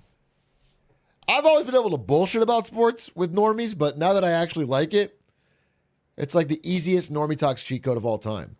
Uber drivers, slam dunk. It's the goated icebreaker. It's the goated...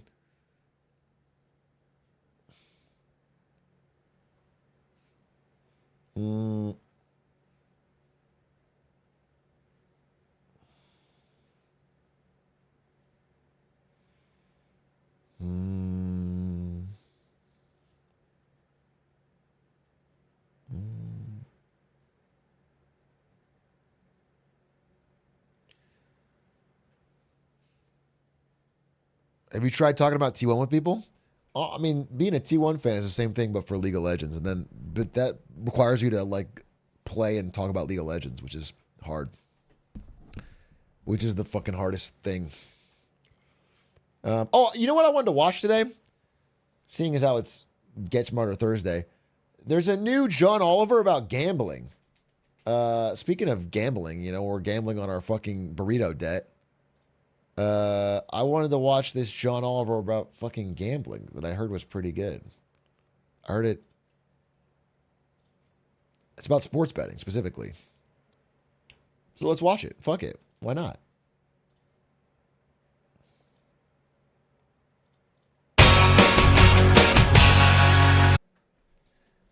Good segment.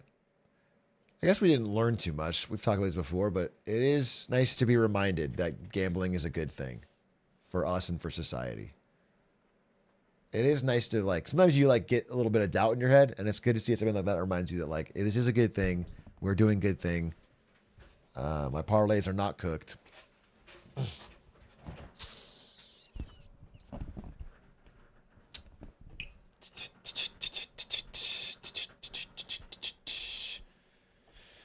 we seen the state of gambling in Australia? I've heard it's worse. Man, I heard it's always been bad. Like the UK and Australia especially, have had gambling problems for a lot longer.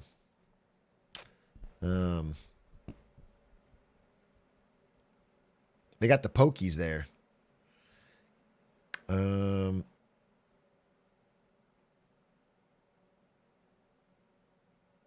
It isn't a problem if I keep winning.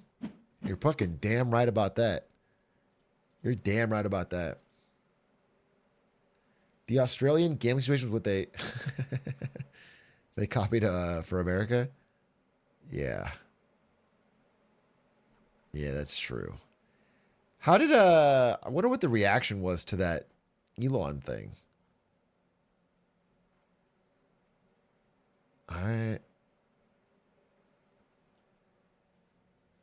Credit card debt is at a record 1.2 trillion. Credit card debt 1.2 trillion.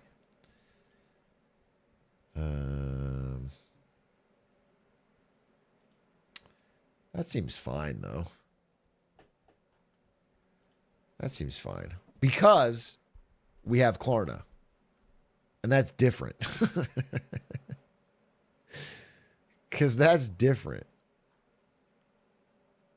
Tesla owners are trading in their EVs at record levels. Sheesh.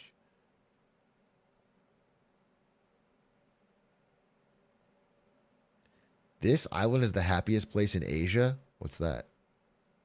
Taiwan is the happiest place in Asia?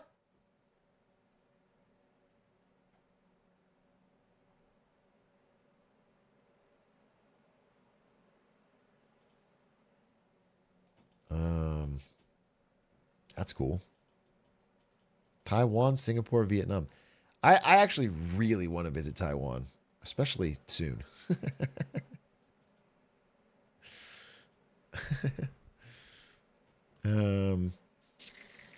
Just curious, are you a Morning Brew daily listener? I have never listened to Morning Brew in my life. But it's cool. Good they have some more topics. I like Good Work. Good Work's cool. EV trade-ins, accounting frauds, declining sales in markets, blue chip rate. Yeah, exactly. Have you seen that American pharma is trying to get tariffs put on Australia to pressure the government to get rid of the pharmaceutical benefit scheme? No, I haven't seen this. Is there a limited stand Patreon Discord? I don't know about Patreon, but Discord for sure coming soon. We won't be able to submit feedback and ideas and stuff. Today's episode I felt really good about. Felt really good about today's episode of Lemonade Stand. It was funny, and Aiden was very heartfelt, and Doug brought a really funny topic. I'm surprised I didn't hear about this topic. Doug's closing topic of the podcast. Like that would have been a perfect Marketing Monday video. I never heard about it. It was crazy. It was really fun. I saw Ari listening to it and she was cracking up. So,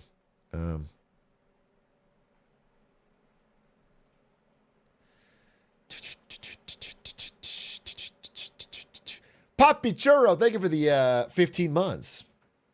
Will it always be weekly? Yeah, it'll be weekly. It'll be weekly. Will Aiden ever truly have a safe space? No, I think Aiden is very bullyable because he's such a sweetheart and he always takes it well. So, he creates his own danger zones, you know?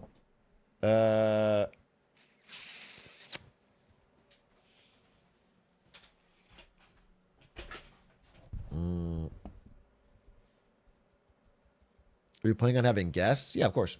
But I don't know when or who.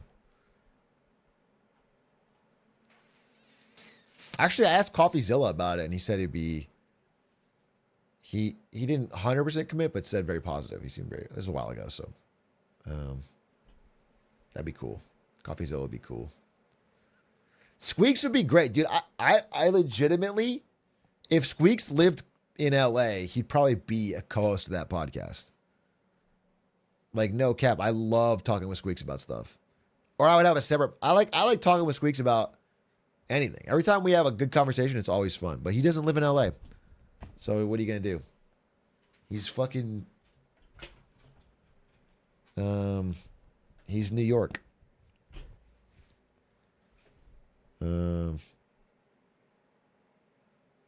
He's a coastal elite. We're just working class California boys from the heart of America, and he's a coastal elite. And he looks down on us. And it's like, we don't want that kind of elitism in the podcast. It's just not, you know what I'm saying? It's about fucking blue collar, rough and tumble America. And I don't want a fucking New York finance guy. Bro, you're on the coast? Oh, wait, what? Oh, no way. Boy, that makes my words seem silly in hindsight. Oh, my God. Damn. Do I feel the fool? Boy, do I feel the fool. Thank you, childish Hashwino, for exposing my flaws on that one, really. You caught me. You caught me there. Your kindness. I'm being kind. I'm being kind, bro. What do you want me to say?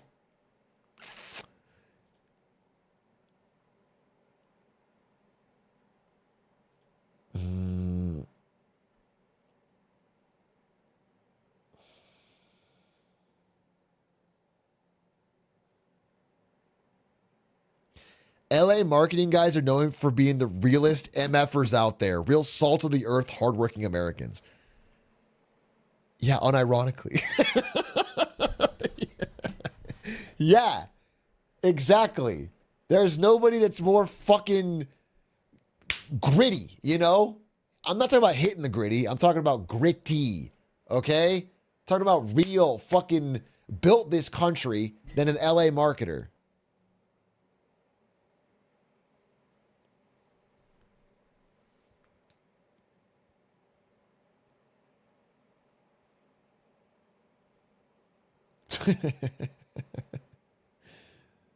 They also do hit the gritty, yeah, of course.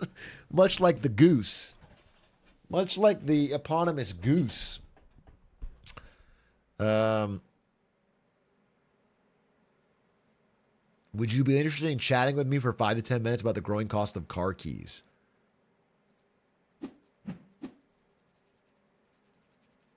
No. Not really.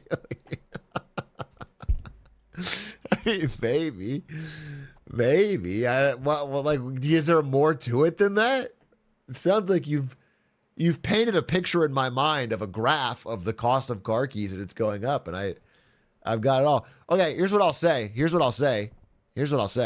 Tomorrow, Friday, 3/21, we are interviewing chatters about their jobs. Tomorrow, Friday, 3/21, we are interviewing chatters about their jobs. What time? Normal start time, 6:30 Pacific, I assume. Normal start time, 6:30 Pacific. We're doing chatter job interviews.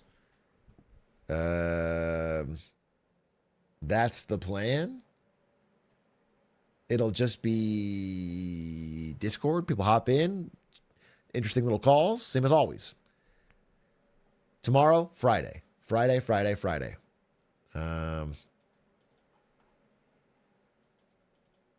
It should be fun. It should be a hoot. Big A, I caught a video of you hooping. Hooper Unk best shots montage.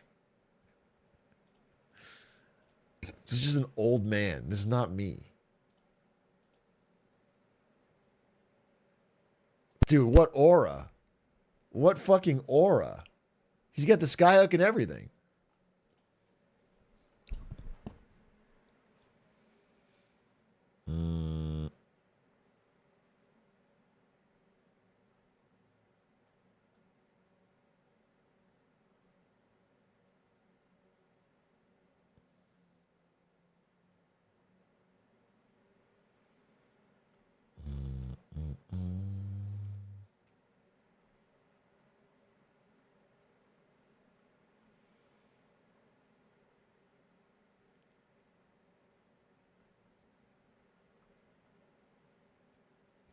Traveling to Japan and Korea soon. Any tips? Have fun.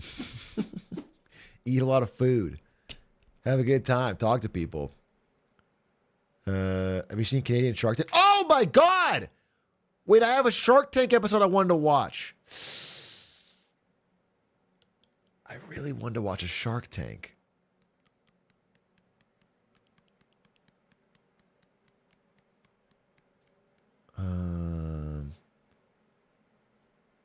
I really did want to do that. You just reminded me of how much I wanted to do that.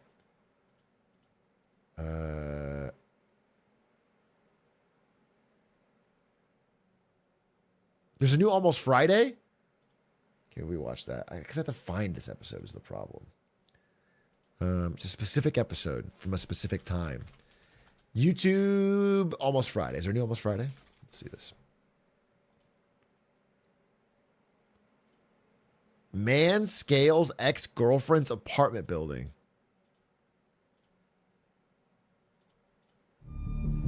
One little mistake, one little slip. Almost Friday. And that's it. You're dead. Yeah, I mean, of course, I know what the consequences are. But then why? Dude, I'm not a manager. Stop saying I'm a manager. Stop saying I'm a manager. Stop saying I'm a manager. I'm not a manager.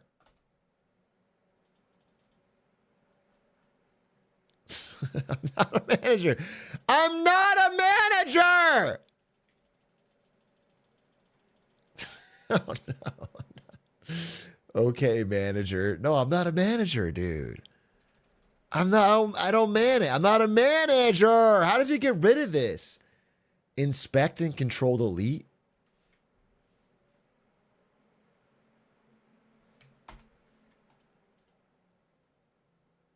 Hide element. Okay. That did work, but why should I have to do that?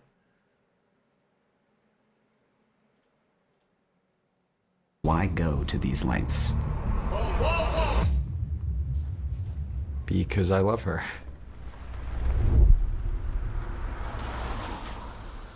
When did you know you wanted to scale your ex-girlfriend's apartment building?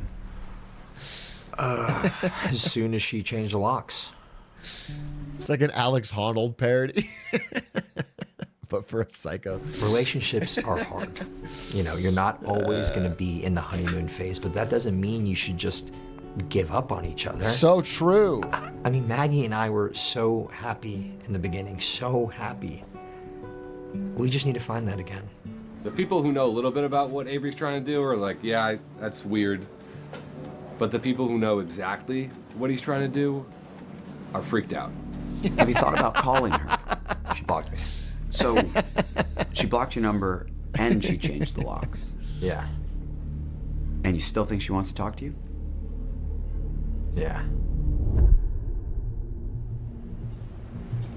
All right, for your approach, you're going to start on the southwest corner of the building. Now, that looks like a dumpster, but it's actually an electrical box. Once you reach the sixth floor corridor, go ahead and bivvy up, because the next part of your climb is the most challenging part, 7-11 ascent, pure phase.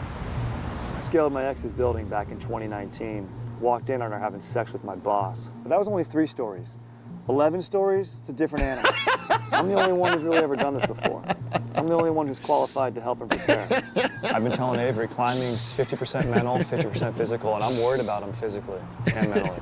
Why climb without a rope, though? Why take that extra risk if the goal is just to talk to her? It's romantic. And I know if I fall, it'll be her fault and it'll weigh on her conscience the rest of her life. Whoa. She also has my retainer. What? My retainer. I left it at Maggie's the night we broke up. This chick wants nothing to do with him, but he's not going to listen to any of us. No, he's not gonna listen ever. It's Avery. It's Avery. Yeah. He's not. I love Maggie, and I'm not ready to give up on her. Not yet. Baby, hi. Do you guys want any snacks or water? Or, Hi. Who are you? Oh, yeah, it's really hard for me to grasp, why he wants to do this. It's really strange. But I know that it's important to him and he'll regret it if he doesn't, I guess. So I'm just trying to be supportive for sure. I mean, I could just stop, but it's like, I don't want. Are you okay? His teeth sometimes hurt because they're shifting because his retainer's at Maggie's. No, I already told. Ah, fuck! Oh, baby. You want my help? Can I help you? Let me help you.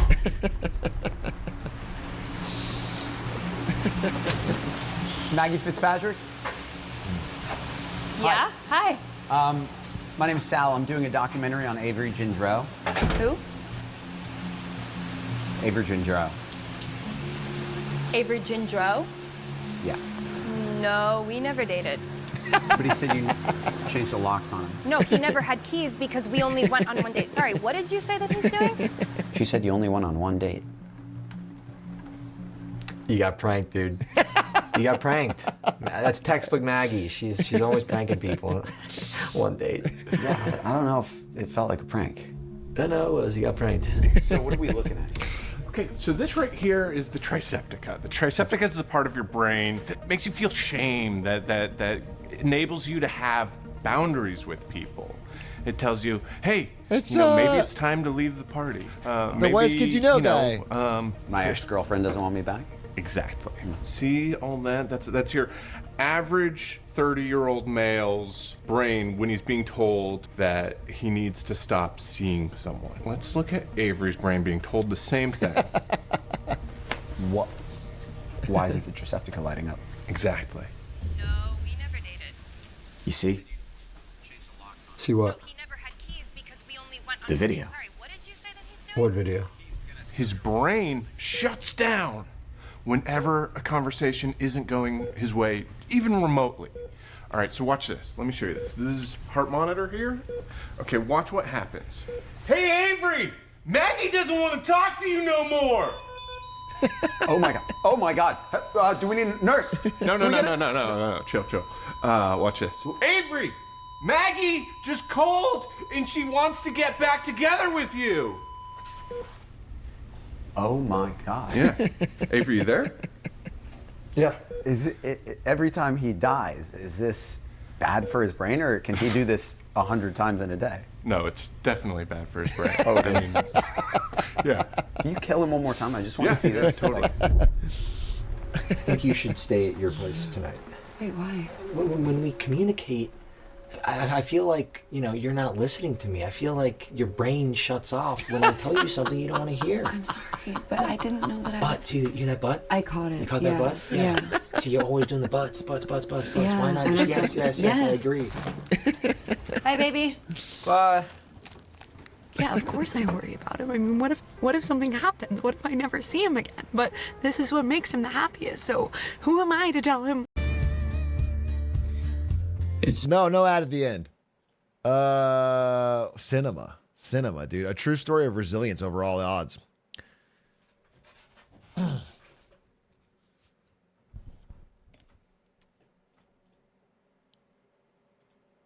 They've been on fire for a while. They've been great. Almost Friday. Shark Tank? I think it's a tomorrow. I think I do interviews into Shark Tank tomorrow. That sounds perfection. I also have an idea.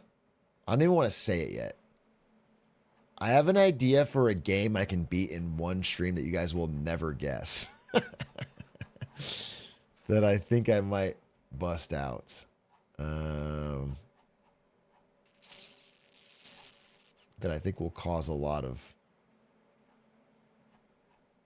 Anyway, there's a couple stories I do want to talk about. Let's talk about, probably not today. I want to talk about the FT did a really interesting article about this $1.2 billion hole in Tesla's balance sheet they can't account for that seems like it might be financial fraud. Now, people have said a lot of this before, but what's interesting about it is that the person saying it is the person that initially figured out the Wirecard fraud in Germany, and they're like a very, very well-respected financial analyst. And so they are openly, doing a little bit of forensic accounting here on Tesla and finding out that like they may be misstating certain expenses as I think R&D. so that they can pretend to be more profitable than they are. Which is not based.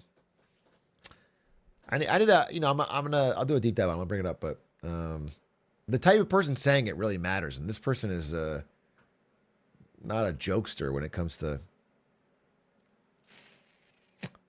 funny short from good work. What's this? It's about subscribing.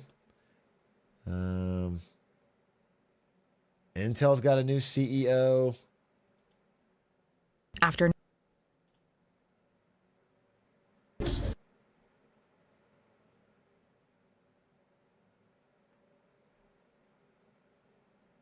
U.S. Wait, I don't watch this. This is not really maybe interesting. Mr. Representative. Of course. Thank you so much. Anyway, could have been to do the interview. It was very interesting. It's very interesting.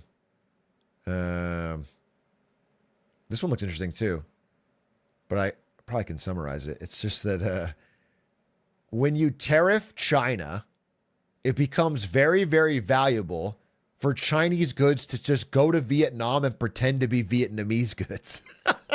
We've talked about it before. It's called transshipping, but that's what's happening. Vietnam is having a boom